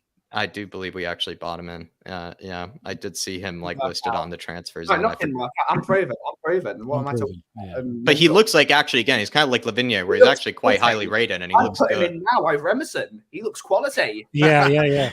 Quality signing. Who knows? Maybe there'd be a veto for him to put in quality signing. But Pescazzi, I would say, one for the future for sure. I really liked him, actually, in the preseason. He was quality in the preseason. He was actually, I remember when we watched the preseason games, he's actually one of the best players on the pitch, actually, during some of those games as well, Pescazzi. So definitely someone I'm actually looking forward to in the future, potentially. Let's get another one out of the way. Alfie Devine, is he a quality signing? Because he is so highly regarded, and he did just win, I believe, under 23's kind of player of the month as well. Or does he also just go into unproven? Unproven. I would actually go quality. I just because of the reputation. I think I've seen a bit of him on the under 23's. I've been watching the under 23's quite a bit recently, and like him and Dane Scarlett, I mean, he's one for the future. That man is a special talent, Devine. He really is. And if he gets looked after properly, and if Conte gets hold of him, he'll be a world-class player. He really, we do have a world-class player in our own team. So I would actually go quality signing. I'm going to put him in unproven for right now. But if anybody in the chat agrees with Dermot, do let me know. If anybody, seems, I think Dermot, I'm liking this though. It's positivity about the under 23's. It's positivity about the under 23's. Let's maybe cheer ourselves up a bit here. Moussa Dembélé, top signing. God tier. Yeah. God tier. I wish that was a category we put in there. That actually would be great. God tier as well. Do agree with that. Let's move him up there. The problem is all our top quality. Really, we just need to change top signing to God tier. That's basically what it is. Considering the dross that's below them. Absolutely. Moussa Dembélé, I would say, was the first Spurs kit I ever bought. The first player I could say I truly fell in love with, I might say, maybe apart from Gareth Bale. Sincerely, to this day, if I had 3 players I could take with me to a desert island, Moussa Dembélé would be one of them. Nick, I mean, were you kind of like me, just especially as a kid? He was just somebody I fell in love with. Oh. That says it all right there. I love that guy, man. I love that guy. He's smooth as silk. He was like, they call Joe DiMaggio the Yankee Clipper because he kind of just glided across there. That's how I felt Dembélé. Just how he moved with the ball is what caught my eye the most, and the way he could turn on a person. He commanded authority, and he would never give up. So Adam Phillip, Dembélé wouldn't leave footprints in snow. Yeah. That is poetic. Dembélé, for me, he we had Jack White, who was the Ghost. That was his nickname in the 60s. Dembélé was the same. He was our version of the Ghost.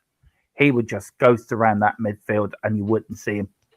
And that's what I think of Dembélé. I think for me, he was our version of the Ghost. I mean, and I loved him as a player. Absolutely loved him. Had we had him in the Champions League final, I think it would be a different story. He was a player. Yeah. He was an unbelievable. And just that night in Torino, when we didn't play particularly well, but Moussa Dembélé manhandled the entire, with Matuidi. I don't even remember who was in that. It was like Matuidi. It was they had 3 world-class players in that Juventus team at the time, and Dembélé single-handedly took all 3 of them out the game on his own. Because I was sitting with the Juventus fans that night because I got tickets for Juventus from a couple of directors, and even people were like, "Wow, Moussa Dembélé, he needs to be playing for Juventus and not Tottenham." That's how good Moussa Dembélé was. He manhandled them. Yeah, I would probably say maybe the best ball carrier Spurs have had maybe in the last 20 years. Anybody that was a more graceful player to watch? Would you say anybody that comes to mind? I haven't seen anyone play for what Dembélé did for us. I think since the 80s.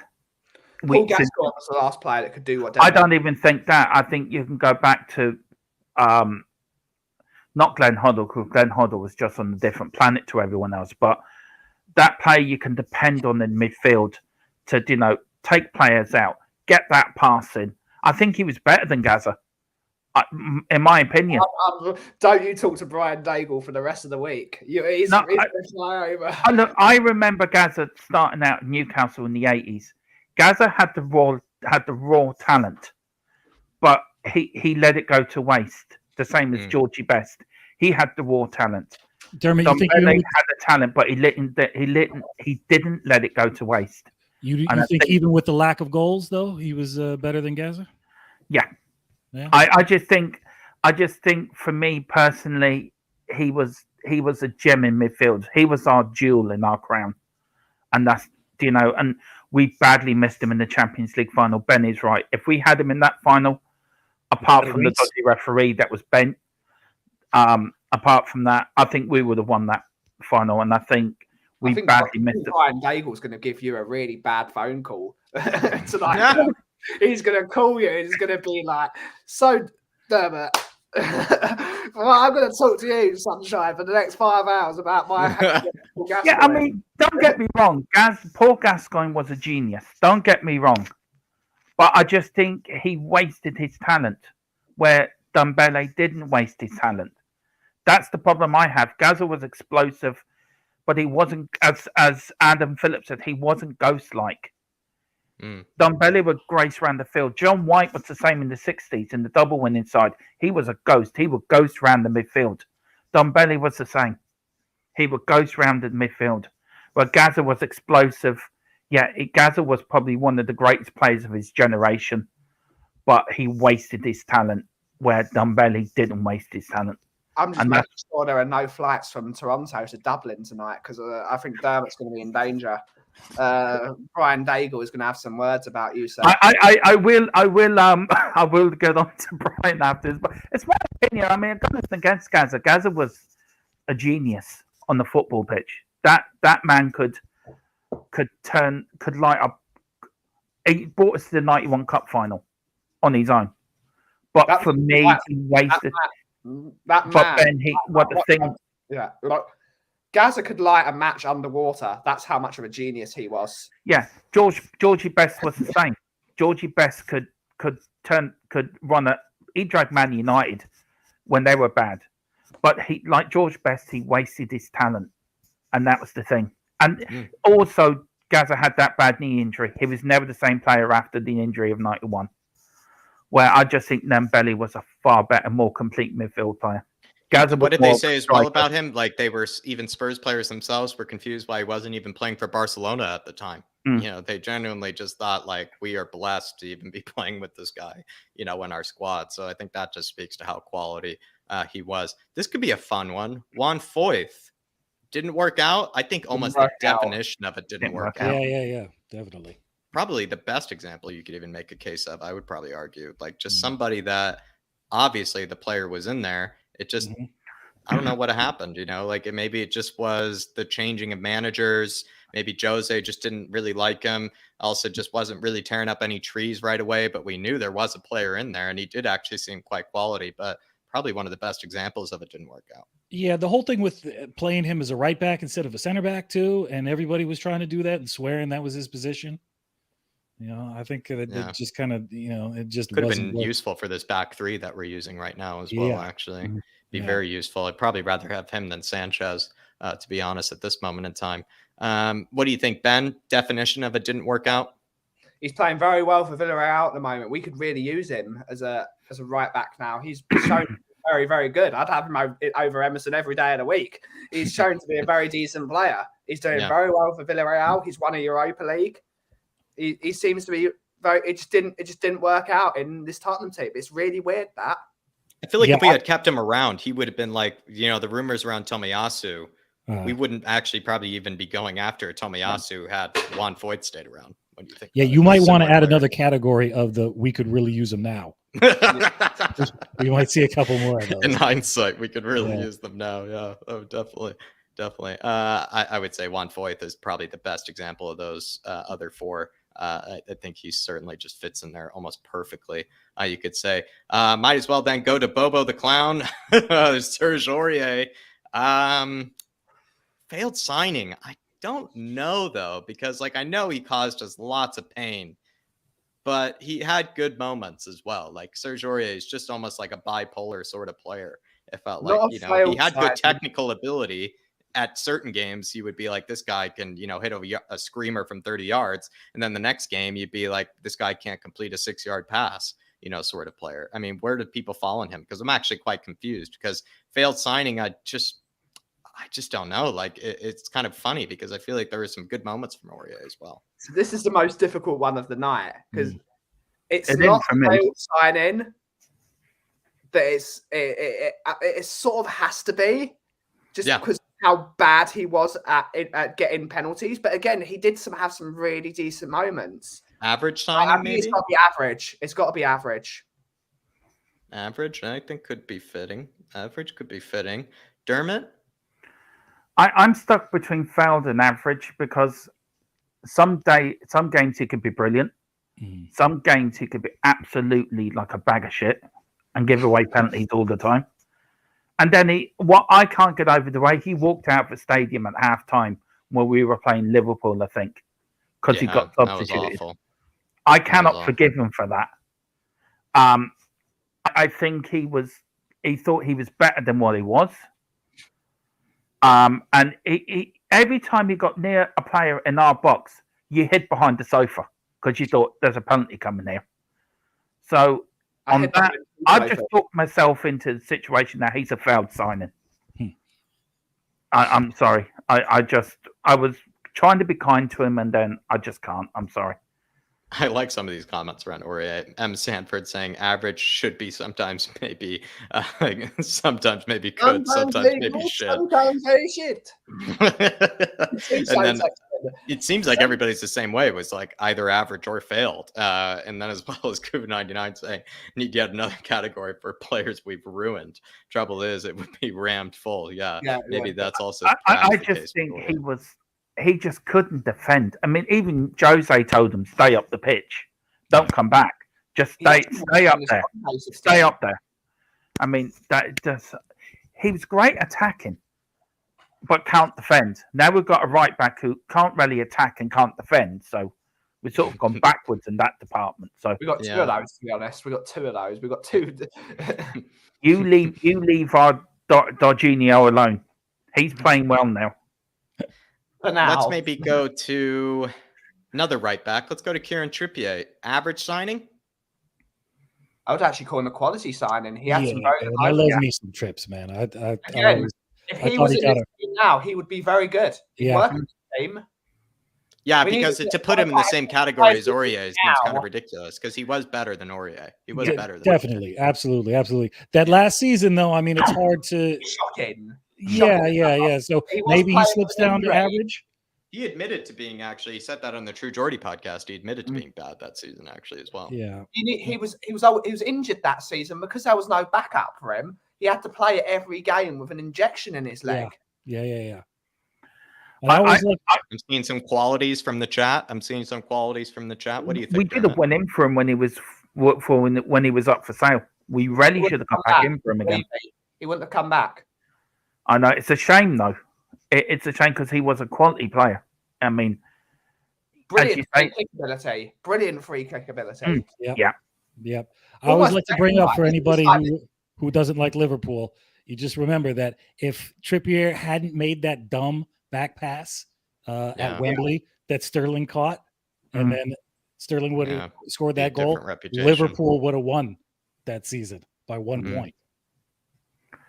So Sean Butler coming in here with the brainless. Oh, I love it. I love it. He's saying didn't work out. Oh, I don't know. I think he had good moments. He was very good until he started getting injured and having to play with an injection in his leg. And also his head was being turned, but you can get a move to here, you can get a move to there. So what happened though? Levy was trying to sell him whilst he was still playing for the club. And imagine what that does to your psyche. Like, I'm not wanted. Why he had a lot of media pressure on him. That's true. He had a lot of media pressure on him. I do remember that actually as well. Something he even spoke about. If he was allowed to be fit, he could have been this generation's Beckham with his delivery. Yeah. His crossing ability was fantastic. I mean, that's what you get from a Burnley man, I would say, is good crossing ability. You always get that Big from a up Burnley Sean man. Dyche. Love Sean Dyche. I'm going to put him in quality. I'm going to keep him there. Let's go to Lamela. I actually am going to have a hot take here. Average. I'm just going to say average. Or even didn't work out. Because I think what's funny about Lamela is I feel like he's all of a sudden got like this revisionist history about what he's actually done for Spurs. Because you really look at his total numbers over the time, it's quite woeful. You look at how many years he spent out of the club and actually how many games he really played, quite shocking. And then you also look at maybe what he was supposed to be, you know, in terms of talent. I know we maybe saw the talent in there, but it just never really worked out. I just feel like there's been this weird revisionist history about Lamela where I think when he was at the club, nobody really rated him, but they were like, yeah, he works hard, you know, gives you a bit of that shithousery, but it's not really much else than that, I must admit. So I actually, while I love a guy with a good shithousery, I would say Lamela, I can't put him in quality. I'm sorry. I just can't. I just don't think that makes any sense. And I think it would be unfair to the other players that might be in the quality signings department. But I don't know. Does anybody disagree with me? Any big Lamela fans in here? I think average is probably what it is. Yeah, average. I can't disagree with you. I'm a huge Lamela fan, but he is the epitome of our average recruitment policy over the last 10 years. I mean, he says it all right there. I mean, every year that he wasn't injured was going to be his next big year, and then he would get another injury, and it just dragged on and dragged on. And that's like, you know, that's really says everything about Tottenham's recruitment policy over the last 10 years in general. Does his shithousery get him into the quality of signing like Ben, like Akuba saying, Ben? Does that get him in there? He's got some great Rabonas. Absolutely. I think the Rabonas and the shithousery pulls him out of didn't work out, you know? Yeah. Well, I think didn't work out is harsher than average. Actually. Yeah. It's like there's a gray area between the two, you know? Because I think average would be, you know, he's a decent squad player at times, you know, offered something maybe occasionally when you needed it. Well, I'll tell you what, man. Work out is closer to failed. I think didn't work out is closer to failed than it is to average. So to even the balance and figure out where we lie, why don't you pick one right now that you think is an average signing and put them up next to Lamela and you know, see where they lie together. Let's look at one here. I might say I got one. Yeah, give it to me. Llorente. Yes. Average. That is a good average signing. Yeah, and it's not, you know, he's almost. But that puts context in Lamela. Then I would say like failed. Then he got or didn't work out at least. But yeah, I mean, it's context is huge in this debate. Because Llorente actually, you almost look at Llorente's numbers, you know, did more than Lamela did, and you know those total amount of years as well. Champions League run, he was quality. Like he won us a load of games just because he was just a physical presence. Lamela, though, I think he also everybody's saying he did score some of the best goals for us as well. Absolutely, you know? Absolutely. A few people going for quality for Llorente. About him, he left everything on that football pitch. He really loved playing for Tottenham. Someone saying if Trippier is quality, then so is Lamela. It's an argument there. Right. I would then pull Trippier down. I'm not putting Lamela at quality. I am not standing for that. Because again, I just think there's such revisionist history with Lamela that's happening right now. I feel like we're really forgetting what he actually offered to the club. You look at actually how many minutes. There was even last season, he played like a total of 700 minutes in the Premier League. Like that is just shocking. Like that is not even not to play 1,000 minutes after 8 years. And he was healthy that whole season as well. And he still only played 700 minutes. I think people love Lamela the guy, but don't like Lamela the player. I think that's the problem. I think people like Trippier the player, not so much Trippier the guy. I think the player, if you look at the player, I think Lamela is not as good a player for us as Trippier was. But what Lamela did give us was shithousery. He got us for a few of his games. A few games, but he was always injured. He was always injured, which drops him out of quality for me. Very well put, Ben. Very well put. Some people are saying Llorente goes into quality. Yeah, I'm seeing a few of those. I would make that case. Best backup striker, actually, when you think about it. Yeah. The best backup striker we've had since. Here we go. Might as well move him up then. Yeah, just maybe because of the backup striker argument. The backup striker argument makes sense, actually. I'm liking it. I'm liking that. I'm actually going to do that. Let me know if people think that's ridiculous, but I actually think that's actually a good answer. Clint Dempsey. This one is going to be fun. I don't like, ripping on a Texan. I do love Texas, but this guy, I never liked him. I never liked him. The greatest chip of all time, perhaps, when he was over at Fulham, but that wasn't what Spurs. Well as like he did an even better chip against Stoke for us. He did I guess his chip though against Juventus is famous. It's the most iconic chip of all time. His one against Juventus. But I would say this guy, attitude problems. He also funny enough, came to Seattle as well. Attitude problems. Retired from Europe quite early. Couldn't make it in Europe very long. Definitely had the ability to play in Europe, and then it just kind of all went out the door for him. I'm not really sure why, but I would say failed signing with Clint Dempsey. I would say failed. I don't think so. I'm thinking of the transfer fee as well. Didn't we pay something like 15 to 20 million for him? I don't think it was. It was. Let me check on that. I could be wrong. I could be absolutely wrong. He scored some big goals. He played very well in a few of the seasons. He was He was. He left it all behind at Fulham. Maybe I'm forgetting all of this. I would put him as average. I would put him as average. He scored us some great goals. I quite like Clint Dempsey. I think he was a decent backup striker, and I think he was average. Average didn't work out, maybe. I just go for. I go for average. Average. He was a good player.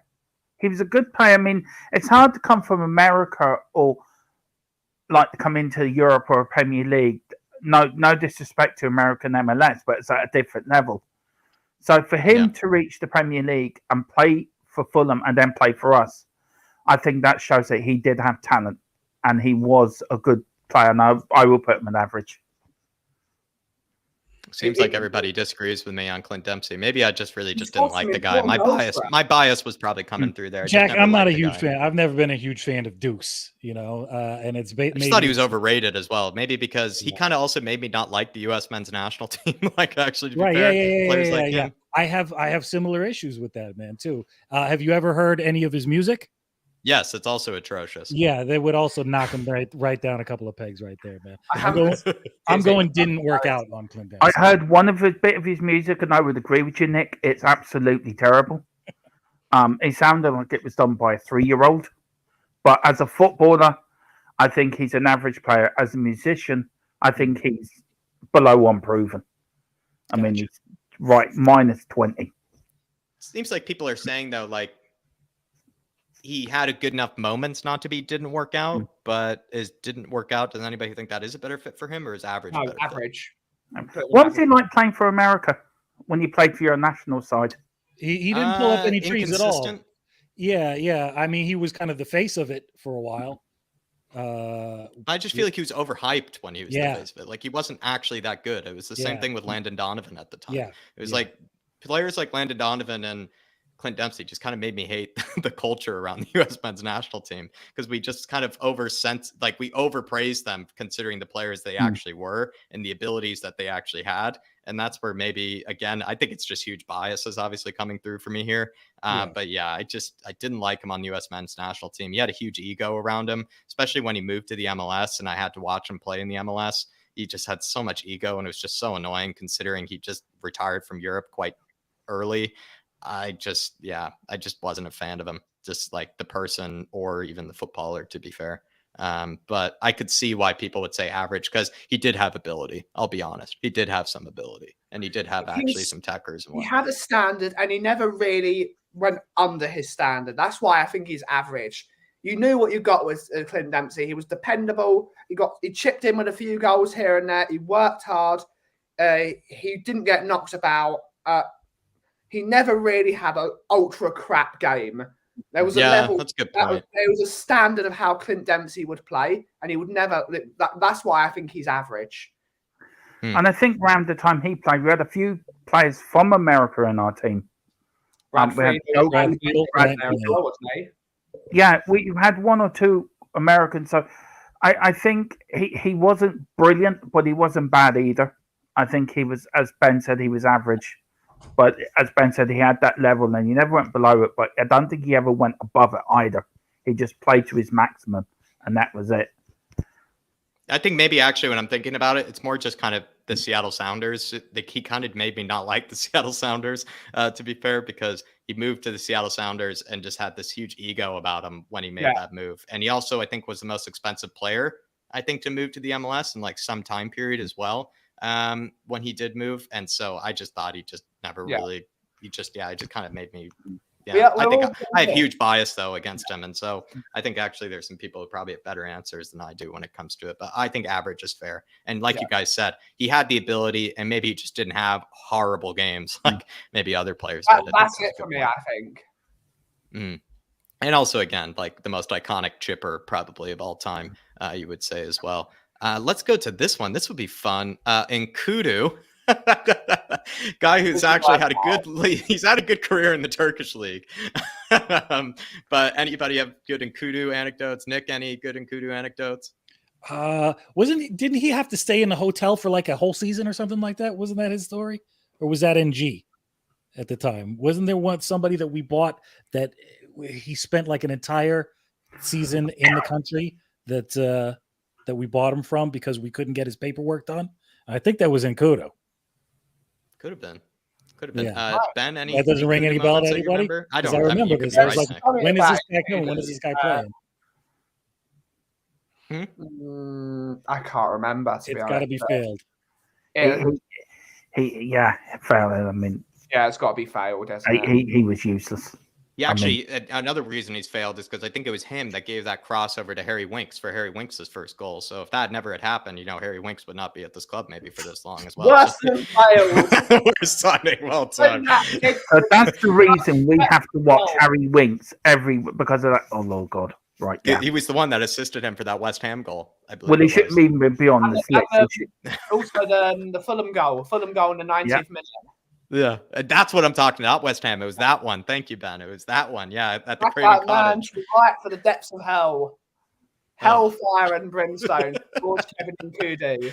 Oh, I love it. I absolutely love it. This is gonna be fun. Current player. Let's go back to current players. Ben Davies. Average. For football player, average. I think good servant for the club though, but average. You can't go higher than average. You can't go higher than average. I mean, has Ben Davies done the job that you've expected of Ben Davies? That's a question I would ask. No. You expected a little bit more from him? I did. I expected Ben. There's a better player in Ben Davies than what we've seen. How many times has he cocked up in defence for us? How many times has he let somebody go past him? That man has given us more heart trouble. Like we're going to shove our laptop through the TV or chuck something out the window because of Ben Davies and Harry Winks and all them useless articles. I mean, you could put Ben Davies and Harry Winks into a circus and they will probably fail at that as clowns. It's just a shame we're signing Tottenham Ben Davies and not Wales Ben Davies.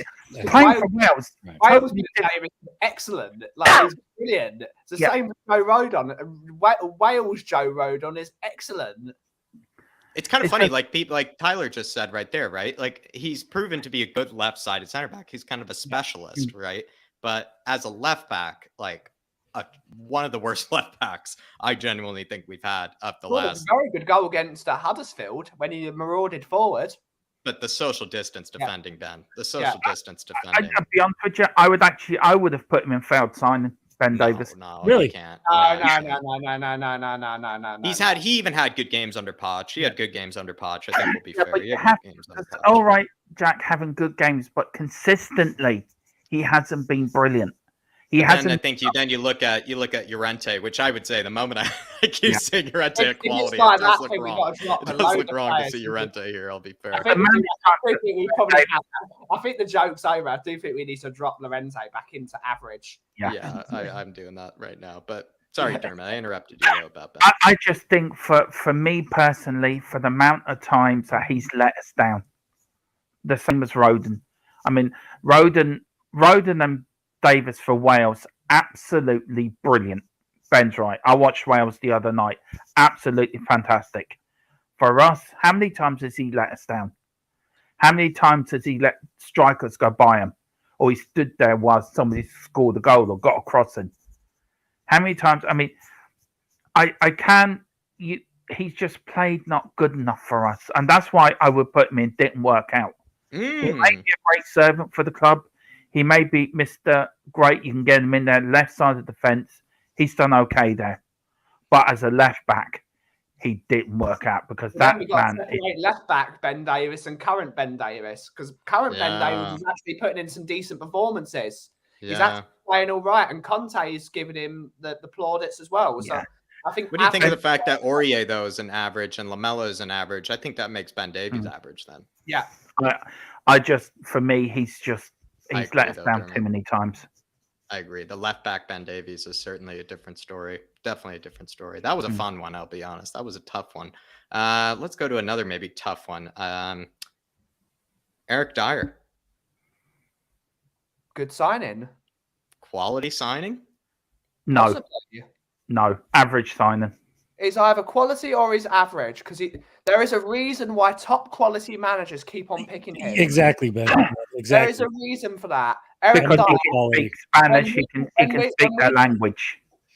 Yeah. Also, I mean, I guess there's value in that because I mean, I guess there's value in him speaking Portuguese and Spanish because everybody keeps picking. Yeah, him. he's actually like Ben Davies. He's actually two of the smartest footballers in our club. Yeah. And then when we didn't have Eric Dyer in the team, we were half the team. As soon as he's come back in the team, we started to look all right again. Yeah, but what about before the seasons before when they haven't played well under Jose, they haven't played well under at the end when they didn't play well under Poch?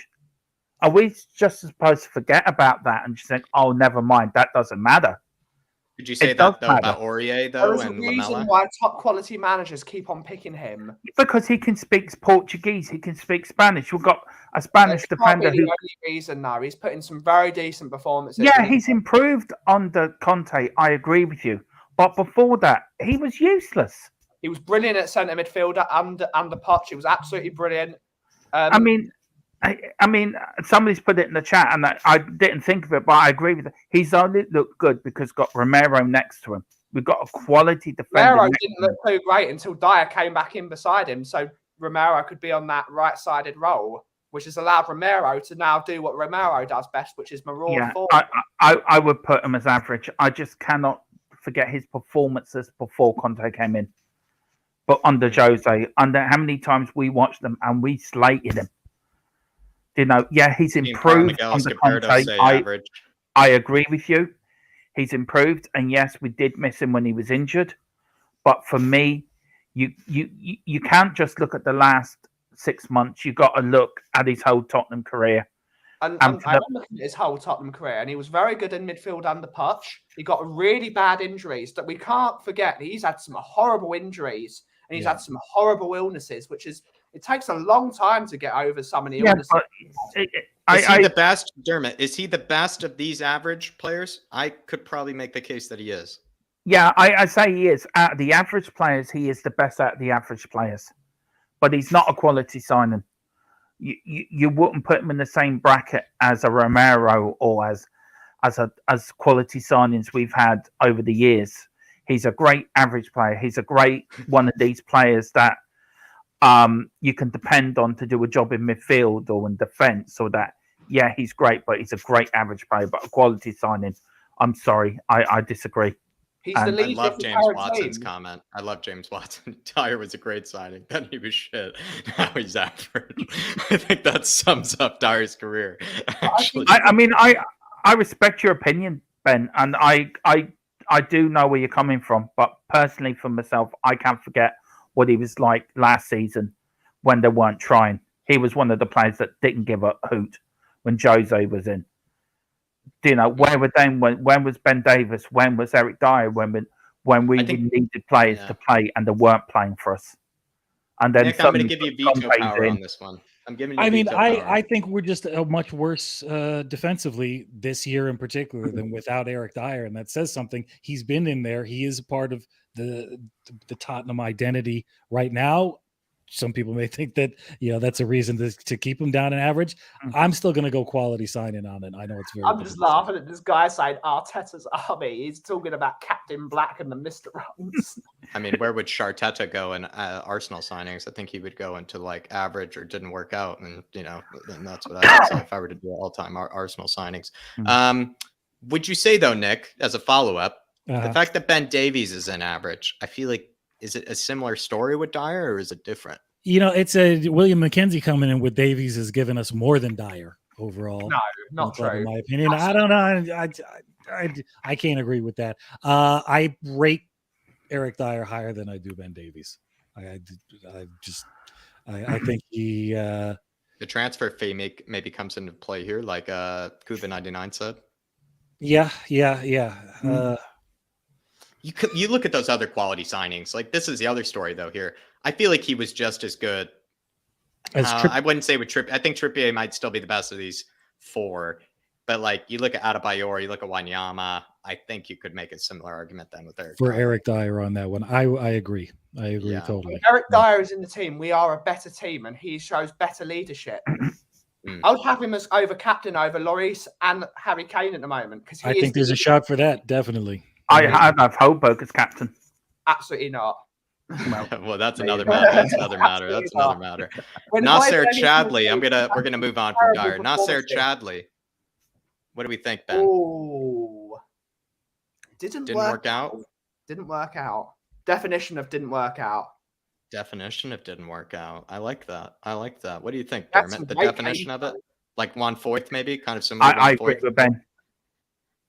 Yeah, I agree with Ben. Just didn't work out. It's another player coming into the Premier League where it doesn't suit them, and it's a shame because these players look great in their league or wherever they're playing, but because the Premier League is a faster league, it's a more attacking league. Some players just can't get this up to speed in it. It's a shame, but didn't work out. But it's just one of them things. I'm going to buck the trend and go average signing, man, because I think he had some good performances. And he looked like when he was on the team, he was one of the better players on the team, without a doubt. It was Andros Townsend on the right, him on the left, right, at the time. And I know that it was that team wasn't pulling up any trees, but I think Chadley was definitely one of the better players in the squad. He had some good performances, and then we replaced him with basically Sonny, right? Yeah, Sonny came in right after that is, the rest is history. He's good. He had the cool man bun. He had the nice man bun as well. Chadley, great, nice hair, good hair. I could say. Where's he knocking about? Says Tyler. I feel like he's back in Belgium. I think he's in Belgium. He was in Spain for a little while, right? No, he's in France actually. I think he's in France. This is tough. I'd say didn't work out. I would say didn't work out. Average could also be fair, but he would be one of the worst, I would say, of the average. If you put him up there, I think he'd be one of the worst ones. He's in Istanbul. He's in Istanbul. There you go. Yeah. There you go. Let's go to another current player, Joe Rodon. Failed signing. For now. Failed. I think failed. I would put didn't work out. But the transfer fee though. Yeah, but he hasn't been given the opportunity to play. Do you think that's because of a Vincent Janssen sort of argument though, where it's just kind of like the guy just hasn't torn up any trees in training or anything like that? That's my thing with Joe Rodon. Is like I know he's not being given opportunities, but maybe it's just because no manager rates him. You could have that argument as well, but look when he plays for Wales, totally different player. But maybe it's his attitude off the pitch, what he does when he's not playing, when he's not training, partying. Maybe that's got something to do with it. The chat has vetoed us. It didn't work out. I put it just didn't work out. We've been unproven. We've been vetoed.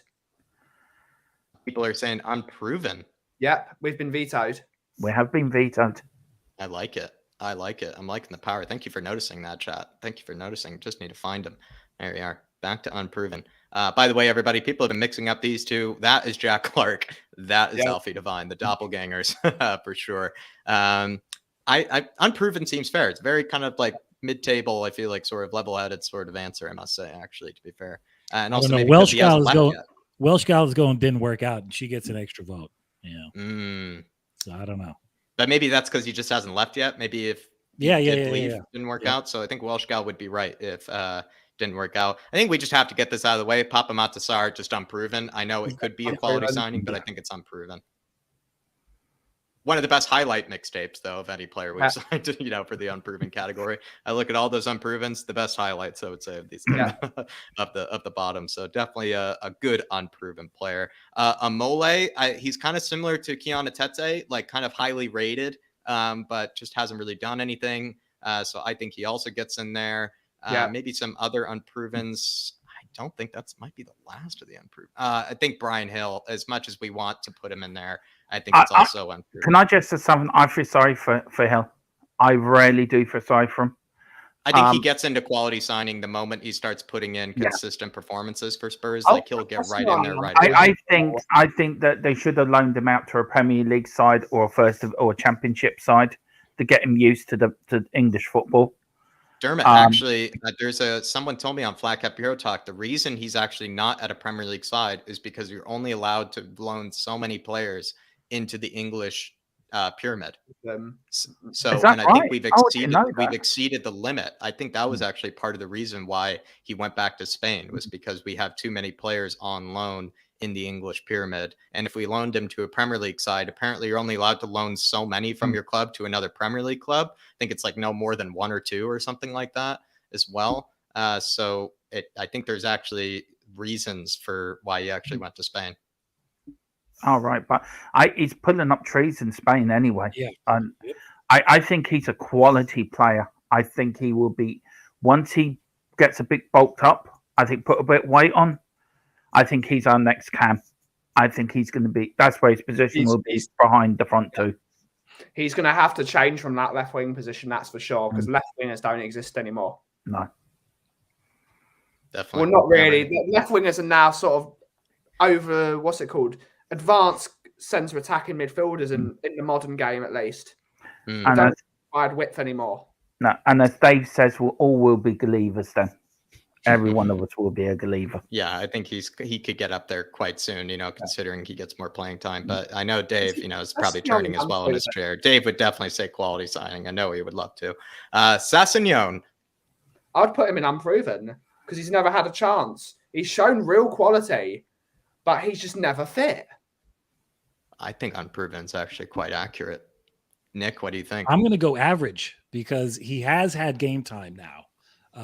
And he kind of also epitomizes the average Spurs signing over the last decade, like a Lamella, Yeah, he has a Lamella story. He's got, there's a possibility of that all over him. So I'm going to go average signing on him because he looks good, but is he going to 27 million? I think it was as well, Nick. Yeah, a lot of money. And is he going to turn into a quality signing? I think he will. Turn into what didn't work out? He's our best left back, without a doubt. Without a doubt. Yeah. He's got pace. He's got great delivery. He's got more composure than Reggie. He's not as pacey as Reggie, though. I don't think he's not as pacey. No, but his positioning is better. His mind, he gets in. If he's in those advanced positions, he does better than Reggie. Yeah. If he'd had that chance that Reggie had against West Ham, that'd be back of the net, and it would have been 3-1. And it would have been game over. He wouldn't have fallen over to the ground and then asked for a penalty. He went for a total of £25 million. Let's look at Reguilon's transfer fee. I think it was a bit more than that. Mm-hmm. Reguilon went for £30 million. It's £5 million difference between the two. I think Reguilon's done a whole lot more, though.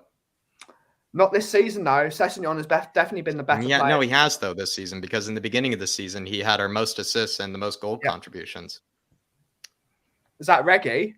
Reggie, yeah. He had the most assists and the most goal contributions under Nuno. Under Nuno, he had more assists and more goal contributions. Maybe it's just another one where he's better as a fullback than he is as a wing back. Yeah. Because he's got that pace. But certainly, under this system, Sassignon has been better than him. Yeah, I would agree with that. So is it unproven or is it average? Dermot, I'm not sure if I've gotten it from you yet. I go for average because you look what he did in the German league when he played in the Bundesliga. He was absolutely brilliant.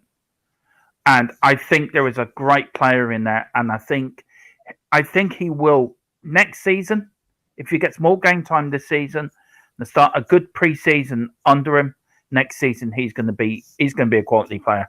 We have a quality player there. Is vetoing it and saying unproven. Is anyone agreeing with Danny Kyriakou? I think the unproven argument is, I think both arguments are fair, because the reason you put him in average is you look at the transfer fee and you look at what has he actually done. And I think what the point is that with Reguilon, considering they went for similar transfer fees, you know that Reguilon has actually put in more good performances than Sessegnon has. And then Hoover is putting another veto in. He's saying he could argue for failed signing. Yeah, I think that's the whole transfer fee argument. Yeah. And we put him out on loan, after that huge transfer fee. He cost more than Brian Hill. Ooh. And he cost more than Emerson. You can't blame him for getting injured all the time. It's just one of them unlucky player things that happen to players. But you look at him in the Bundesliga, he was brilliant. He was one of the best players in the Bundesliga. I just think he needs time to get used to the Premier League again and just get over them injuries and give him a chance. I think there's a quality player in there screaming to come out. I think there's certainly a higher ceiling on Sessegnon than there is on Reggie. There's certainly a higher ceiling for me. I think we're gonna have to start moving, a bit quicker here. I do apologize. Yeah. It's been my fault though. You guys have been giving great answers. Matt Doherty. Genius. Fantastic player. Quality player. Straight up. Nick, I'm going to give you veto all over all this. I'm giving Nick's answer alone. Nick, Matt Doherty. I mean, I almost want to go unproven on it. Just no, not allowed. Because, do we really know? Suddenly he's playing well. Unproven. Can I just right now? I gotta go. Didn't work out. Because we expected a hell of a lot more at this point. We signed him under Jose, though. So, I guess it's not Matt Doherty's fault, but what was the freaking thinking behind that? I got to jump off for just 2 minutes. No problem. He's not a failed signing. He's a average signing for me. I will put him there. Honestly, he's better than Emerson. Since Conte's come in, since we've changed the formation, he laid on to 2 goals for Stevie B for the win against Leicester. He's been playing well the last few games. And maybe we found a position for him that he now likes to play in. And I honestly think that he will get better. I mean, he's not the best player in the world, I'll give you that. But for a squad player, he's an average signing for us. And if you put Ben Davies and Co in there, I think he should be in the same bracket as them as well. I'll put him in average. I'll take that. I'll put him in average. Paulinho, definition of a failed signing. Yeah. Definition. Transfer fee has to come into mind as well. The transfer fee was absolutely massive, if I remember correctly as well. So I would just say Sandro was better than him as well. Sandro put in better performances. Paulinho just never knew what type of player he was, really, ever. Sissoko, this will be fun. Average. I agree. Average. And the transfer fee at the time was ridiculous. Absolutely absurd, the transfer fee. But considering the fact that he was a good ambassador of the club for a time period, he's a good guy, liked around the dressing room, put in some good performances, despite how clunky they were, put in some good performances. I think average is quite fair to Sissoko. I think it didn't work out. You couldn't say, because he did have good performances and he played for a while. Failed? I don't think you could say that. No. He'd be the best of the failed signings. Last 2 seasons of Sissoko were pretty damn decent. And he's doing well at Watford. Yeah. He's doing well at Watford. So average. As Adam Phillips says, put him in God tier. I love it. Speaking of God tier, though, the man that's also just scored for club and country, Eriksson, is a top signing. I think what makes Eriksson different from these others, though, is Eriksson was signed during an atrocious transfer window and was a shining light in that transfer window. And I believe he also went for even less money, I think, than some of the other ones. Did he go for less money than even Lamela, I think? He did, yeah. Yeah, so the revisionist history I'll bring up again with Lamela. But would you take him back, Jack and Nick and Ben? Would you take him back in the summer if he was free? I've been saying since he came back on the market, basically, I would like to see him back. I think the way he left wasn't really the greatest, but Yeah, but did he really, in your opinion, throw his toys out of the proverbial pram? I mean, yeah, he's certainly down tooled, but it didn't seem like he was mad at the club. He was mad at what was being done with the transfers that he was trying to do, which I think everybody, I mean, I could see it was time for him to leave. We were growing out of, that stage of the team as it was. I don't know. I don't hold a whole big grudge. I don't really hold a grudge either, but I just wouldn't take him back considering his age and considering issues. And the most important thing is we do not play with an attacking midfielder anymore. That's the thing. Yeah. We do not play with one. Speaking of attacking midfielder, or whatever the hell he was, Tanguy and Dembélé. Oh, the most expensive of the failed signings. Definitely unproven. Unproven. I was just going to put didn't work I was a big Tanguy fan, so I know you're playing with my heartstrings here, but he burned me too many times. Yeah. I stuck up for this guy, and he burned me so many times that I just have nothing but failed for this guy now. Nothing but failed. If this was a list on McDonald's, Chinese, KFC, you probably have fittings where to put him in, but failed sign. I mean, how many times have we pulled our hair out with that man? Yeah, honest to God, and it's such a failed signing because it's the guy that's just like, you actually look at the whole list. So Paulinho just crap, Nkudu crap, Kirikes crap. Whoever these other four that we're looking at after that, Janssen crap, Yedlin crap, Emerson, right? Maybe he falls into unproven, but nowhere near the talent ability of Dembélé. And G crap, Stambouli crap, Jack Clarke, hate to say it, not me, maybe an unproven as well, but still been bad since he's never cracked it, in the first team. Fazio and Dembélé runs that whole, is better by all of them in terms of talent, but is just so frustrating because he basically disrespected the club his whole time since being here. So that's, I think, what also makes him a failed signing is he came in with the big wages. We gave him everything he wanted, and he just still couldn't do it for us. That's another part of maybe the Tanguy story is that we gave him everything he wanted. Yeah.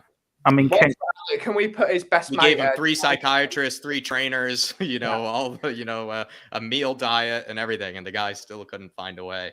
I mean, King Hoddle put here, Dembélé, the worst pound for pound signing in our history. I would go along with that. I would go with that as well. Can we add Lo Celso in there as well? Yeah, let's go to Lo Celso. I think Lo Celso has also failed. Would you say Lo Celso maybe worse signing than Dembélé? Would you say that, Ben? Yep, even worse because.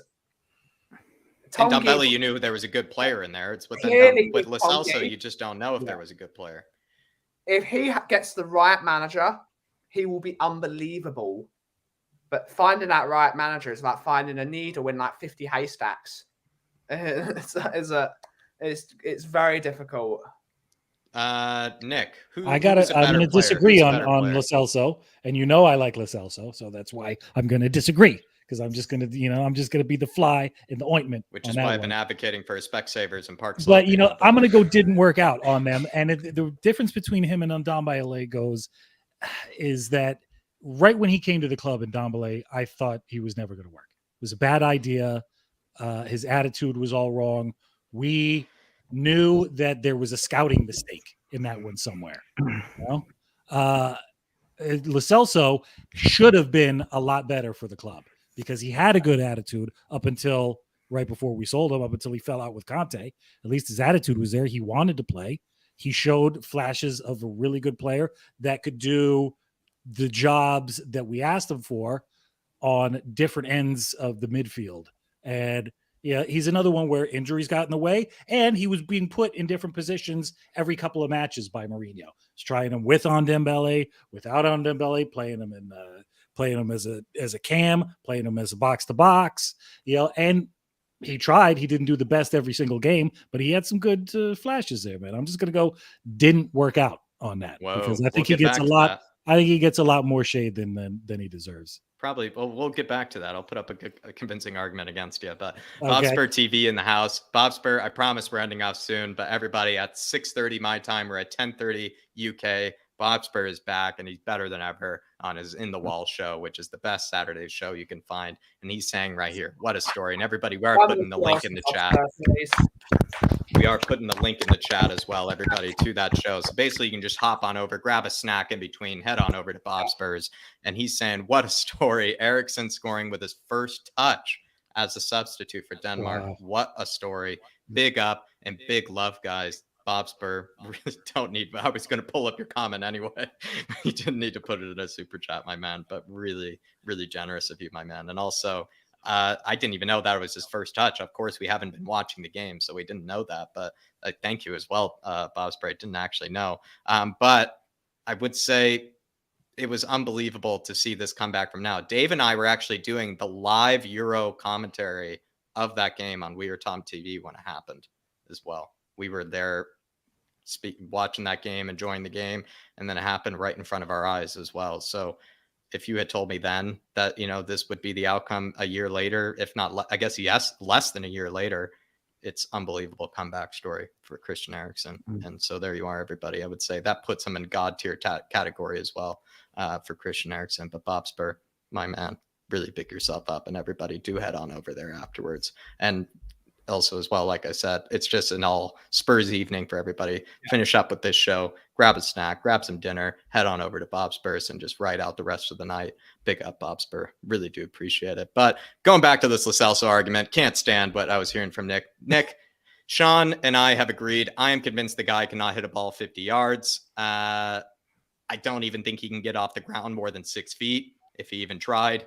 I genuinely never saw the player that Lo Celso is. I even remember watching him over at PSG and Villarreal, or not Villarreal, over at Real Betis. I did see the player then, but ever since he came to Spurs, that guy, not even like a didn't work out where like there's a player in there, like genuinely this guy has become simply terrible. I feel like since that Spurs move, I've even seen him play recently for Villarreal. I'm seeing some of the same kind of memeable kind of content that we saw from that Twitter account. That guy's still having a great time, you know, coming up with content over with him at Villarreal.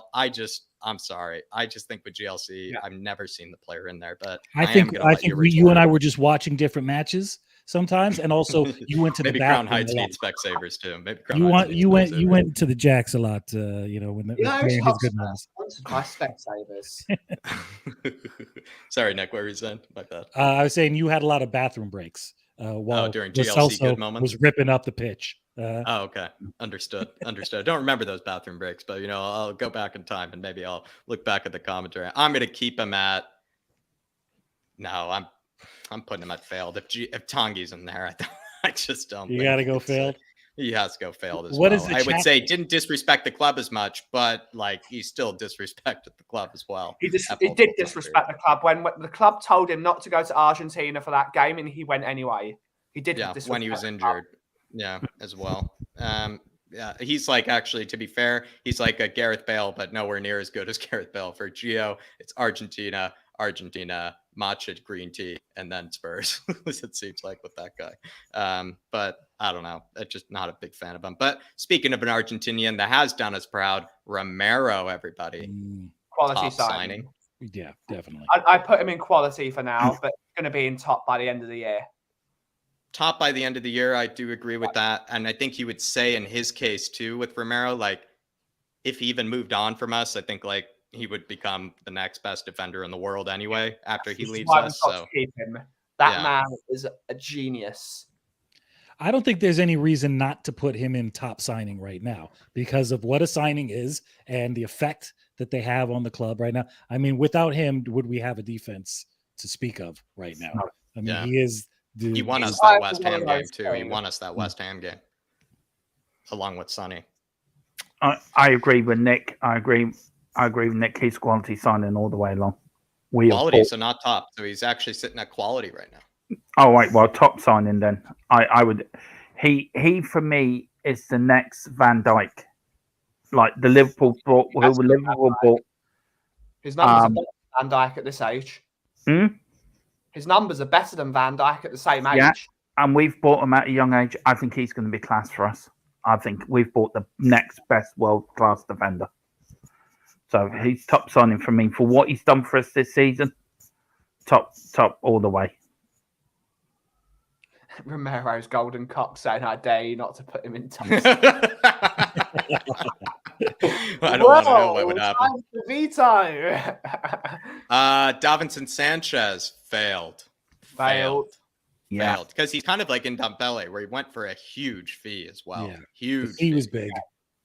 I mean, is it failed? Is it, with as long as he's been in the club and as many minutes as he put in, has he been worse than he's been good in a Spurs shirt? Like, that's the thing, right? Is he even better than, like, maybe his best days were alongside Toby and Jan when they did that back three for a while, but like ever since they've left, like he has really been proven as, I think he's just one of those players that I think the moment that you need to depend on him, the moment that you need him to be a 40 million pound defender, which he is, the moment you've asked him to be a 40 million pound defender, he has fallen flat on his face. And I do mean literally by that as well. This is my version of Tongi.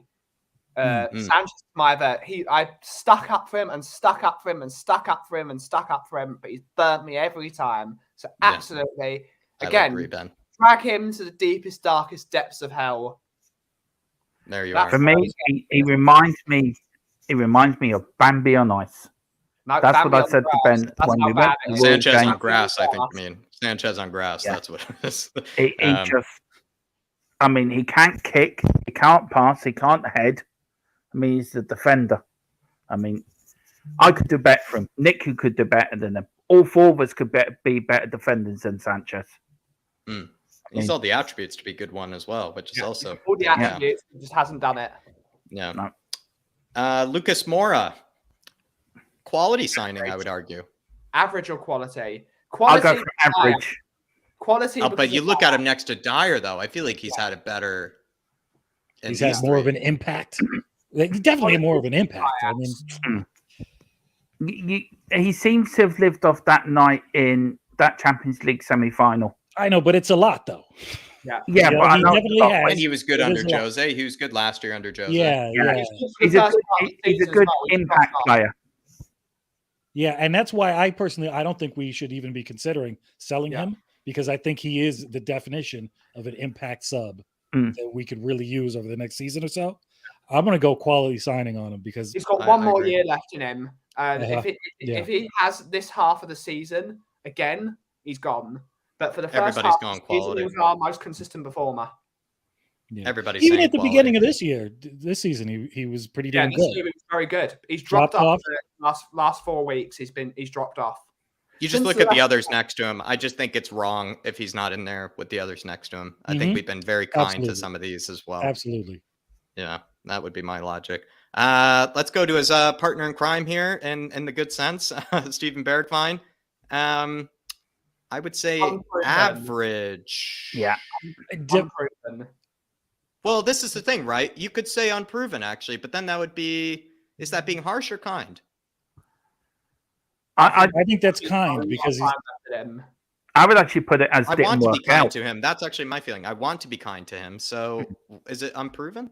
I put him in didn't work out. I wouldn't put him in unproven or failed signing. I think he hasn't. I just think it hasn't worked out from here. He's pulling trees up when he plays for Holland. He scored tonight as well for Holland. I think he scored their second goal. And he's rumored to leave this summer. Yeah, I believe. So I would put it didn't work out. Say that again. If he leaves this summer, it's failed. Really? Yeah, that's true. Actually, you look at the numbers; it is failed if he leaves. If he leaves, he's the worst player to have his own goal celebration that doesn't score goals. That is the usually big when you got your own goal celebration, you usually score a few goals. Robbie Keane had his own goal celebration. He scored every week. That's why he gets his own goal celebration. Jermaine Defoe had his own goal celebration. He was scoring every week. I feel like it didn't work out, though, because, right, let's say he tears up some trees after he leaves us, which you could say is the case with Foyth, is the case with, I guess Foyth is the only one, actually, and Capoue, or Capoue. Yeah. I think didn't work out. I think he isn't. I would agree with that. Yeah, I'm going to do that. I'm going to go with didn't work out. I know unproven makes a lot of sense, though. Let's go with Dele Alli. I think top signing, regardless of whatever happened. Yeah. As much as maybe he burned us, he also gave us memories. He also made us challenge for titles. brought us much further. I think I'm with Delhi. There's only one person to blame for Delhi, and unfortunately, it's going to sound like blaspheme. It's Mr. Mauricio Pochettino. For me, he's totally to blame for Delhi, because Delhi was brilliant when he was a nasty, horrible little shit. That was when Delhi was at his best, and Poch told him to take that out of his game.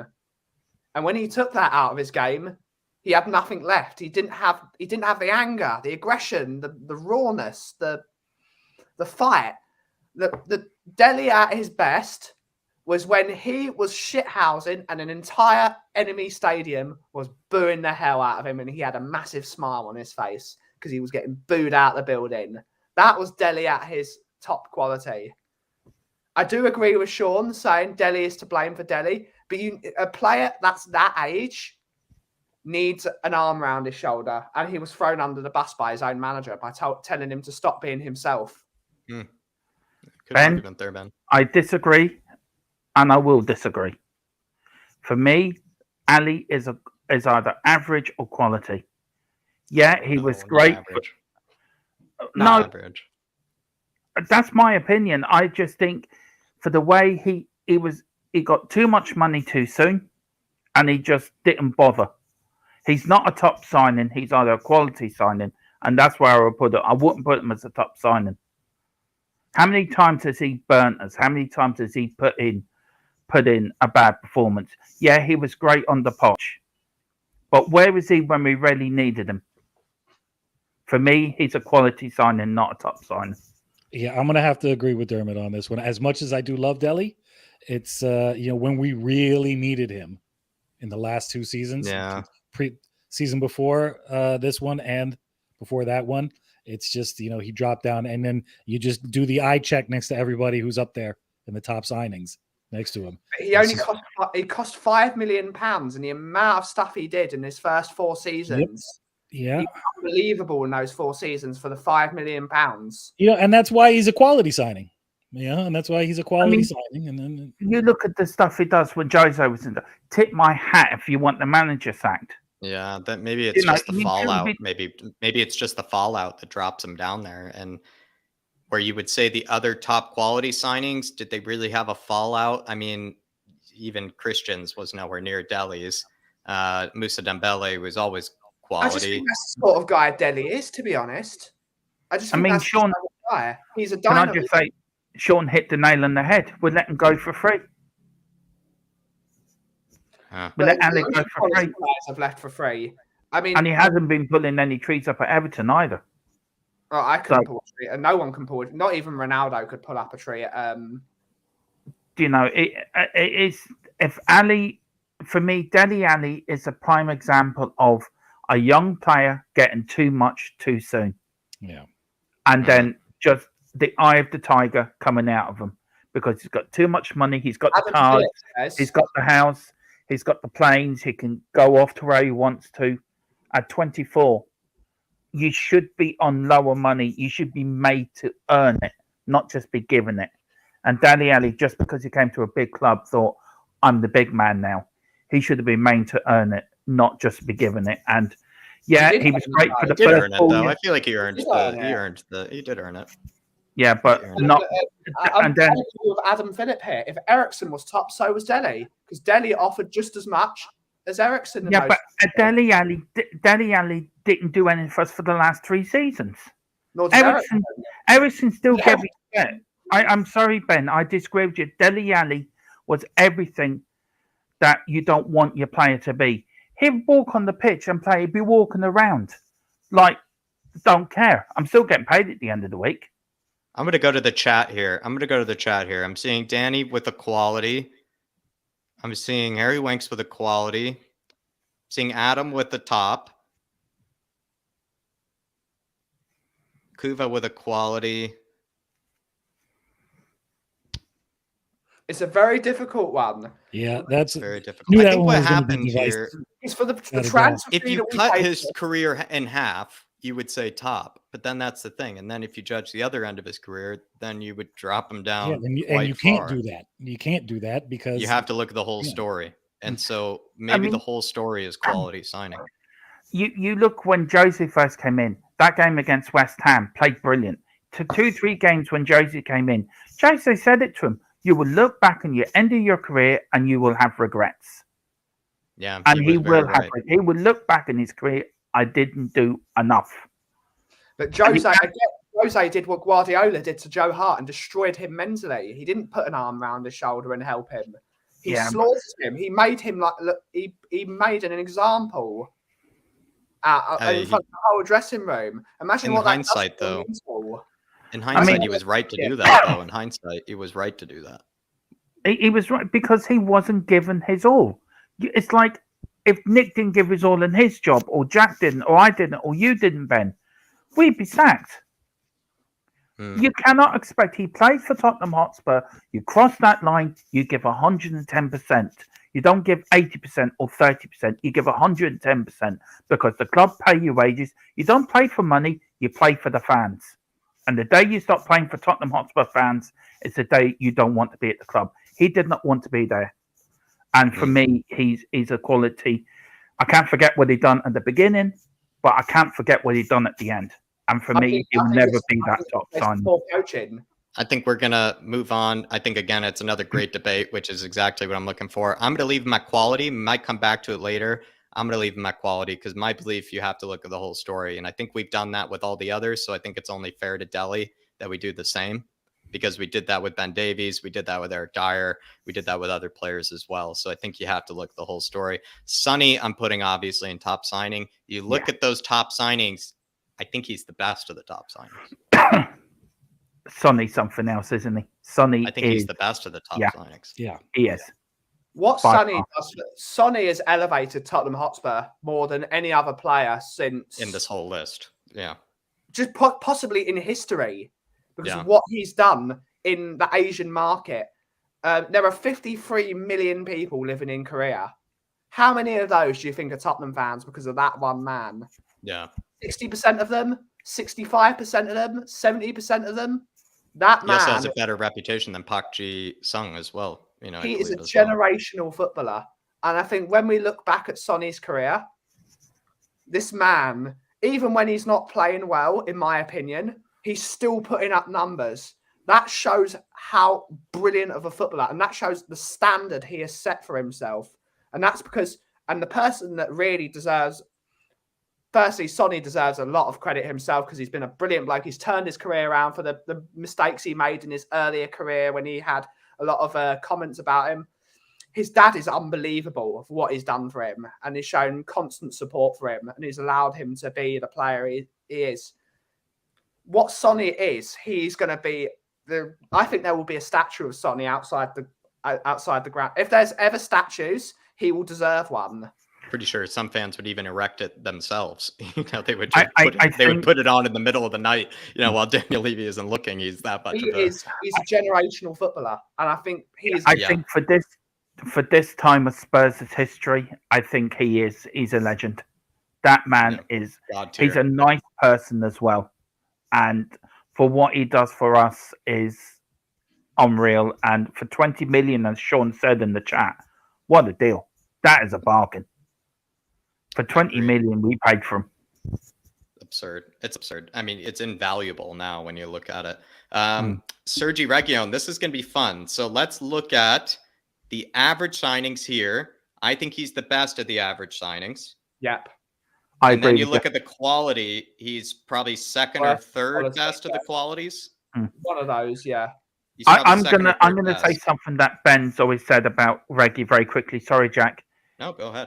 He's great, but the way he keeps falling over is an embarrassment. It's shameful at times. It is shameful. And that's where he goes from being a quality signing to an average signing. That it's an embarrassment to us, as Ben said, to the club and also to himself. He loves the club though as well. Like he actually he's a huge ambassador for the club in a lot of good ways. Like there's no off the field antics with him. There's nothing, really wrong about the guy. There was that one Christmas time. I don't remember actually. Christmas what did party, he do? He was one of the Christmas party guys. And Manuel Lanzini. Yeah, so maybe he's had some more shameful moments, but he does give us all when he is on the pitch. He Oh always yeah, gives us all. I don't disagree. He does, but I just think he needs to cut out this diving lark out of his game because that is embarrassing. Is he a more quality signing than Lucas? I think Lucas has done more for the club so far. And Yeah, agreed. That's why I put it as an average signing because he hasn't really done as well enough for the club like the players like Lucas. But that's just my opinion, and he's quality at the moment. But if he doesn't improve, he will drop to average. Yeah. I've seen some more averages. I'm going to put him down to average, but he definitely is the best of the average. That's for sure. I'm for definitely sure he is. He's far best. He is the best average signing. I agree. So I'm gonna eat some humble pie, and I'm gonna put him at average as well. I can see you're obviously saving best for last here. Yeah. I see where this is going. The problem is the last you're just gonna see a category appear out of nowhere. Bentancur. Both in quality. Both in quality. I agree. No, Bentancur top signing. As much as I am a fanatic about Bentancur because I love the man, he's still quality for the moment. He still needs to get his feet under the table. I'll tell you one thing, Ben. I saw him play for Uruguay the other night. I knew I was missing one. Kulusevski was not in there. All right. He goes in quality. He goes in quality as well. Yeah. I knew I was forgetting one. Next year will be in top signings. He will be integral to the way Tottenham Hotspur play football in the next 3 years. That man is a genius. Both of them. It hasn't been enough time yet to put him up in top. Yeah.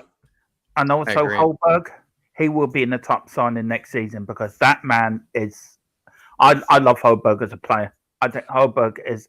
Once he's playing next to Benny, I mean, them two are two great defensive midfielders. One stays behind, one goes forward.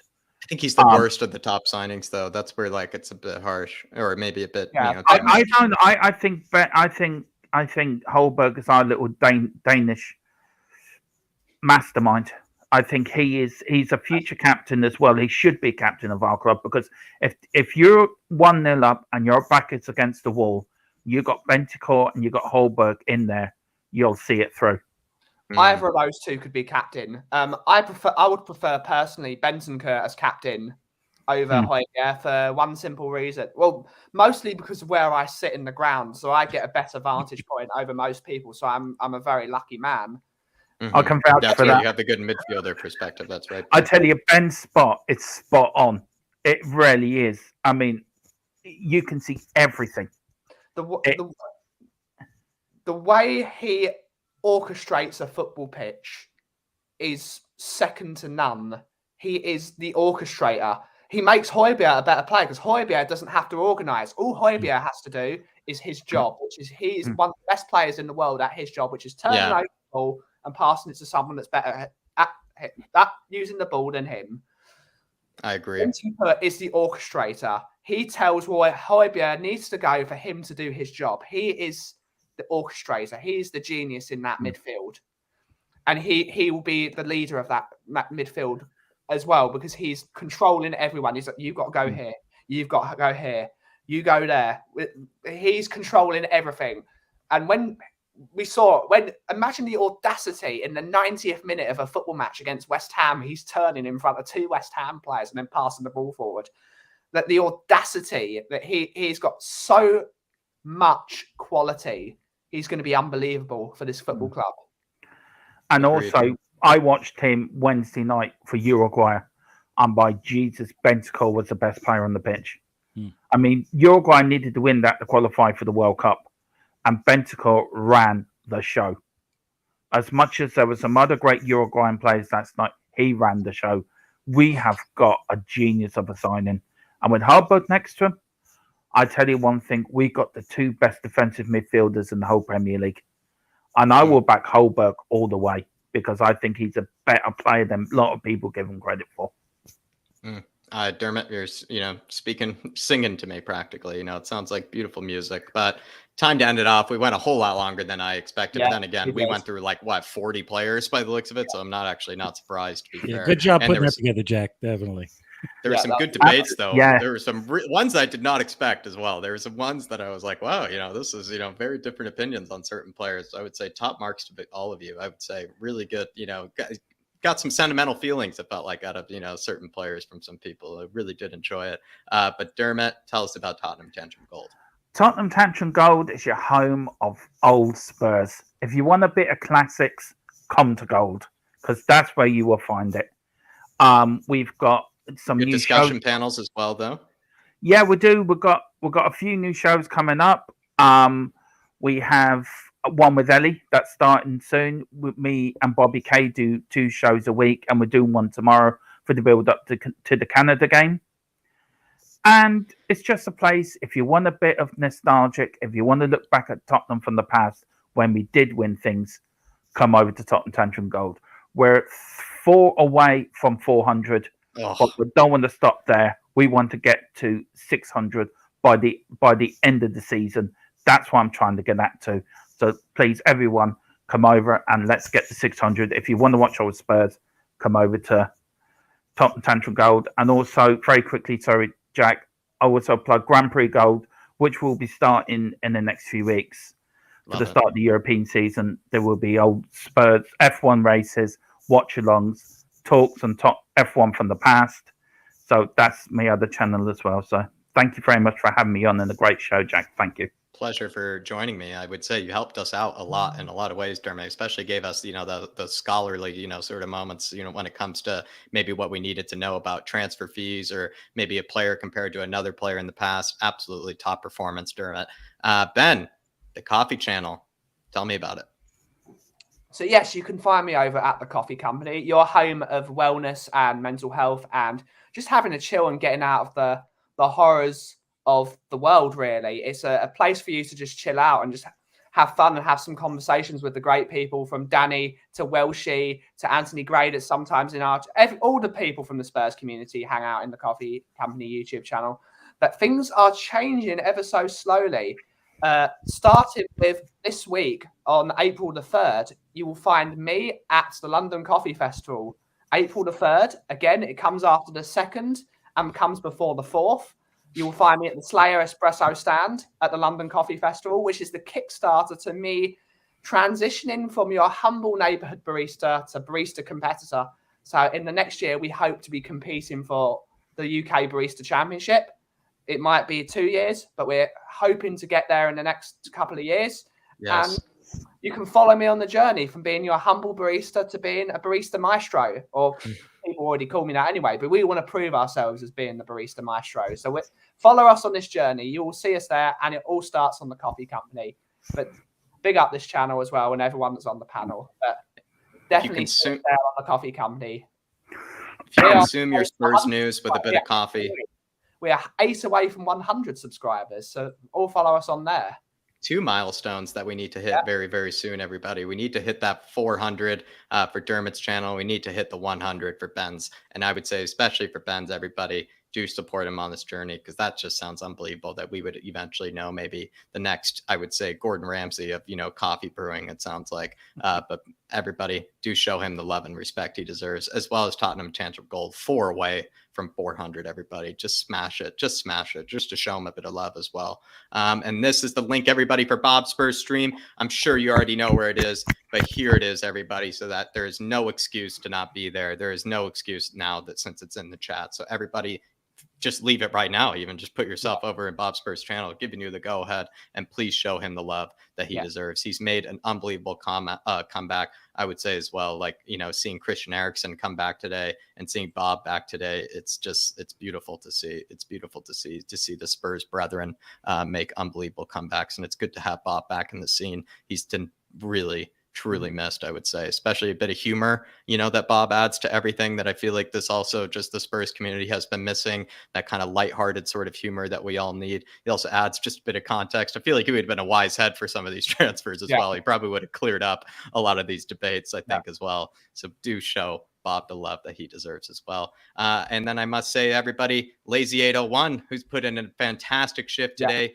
He was responsible for the whole match day compilation as well. He's also responsible for this thumbnail as well as other things that are going on behind the scenes here. And it's good to actually have him on face here on camera.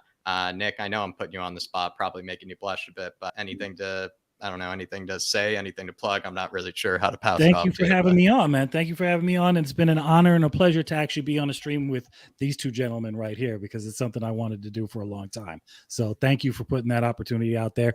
People can always catch me on the back end behind the Irish Hotspur. I'm lurking around somewhere, always in the chat. Definitely. You can catch me on 6th Avenue in Park Slope, Brooklyn, at the playground, kicking butts and wiping noses, all that stuff. Come on. I'm always around the hood. So, big up Harris Army, 100%. Love that. And we miss you, David. Round the hood. That's right. That's what we call it. I actually love that, Nick. Round the hood. That sounds really good.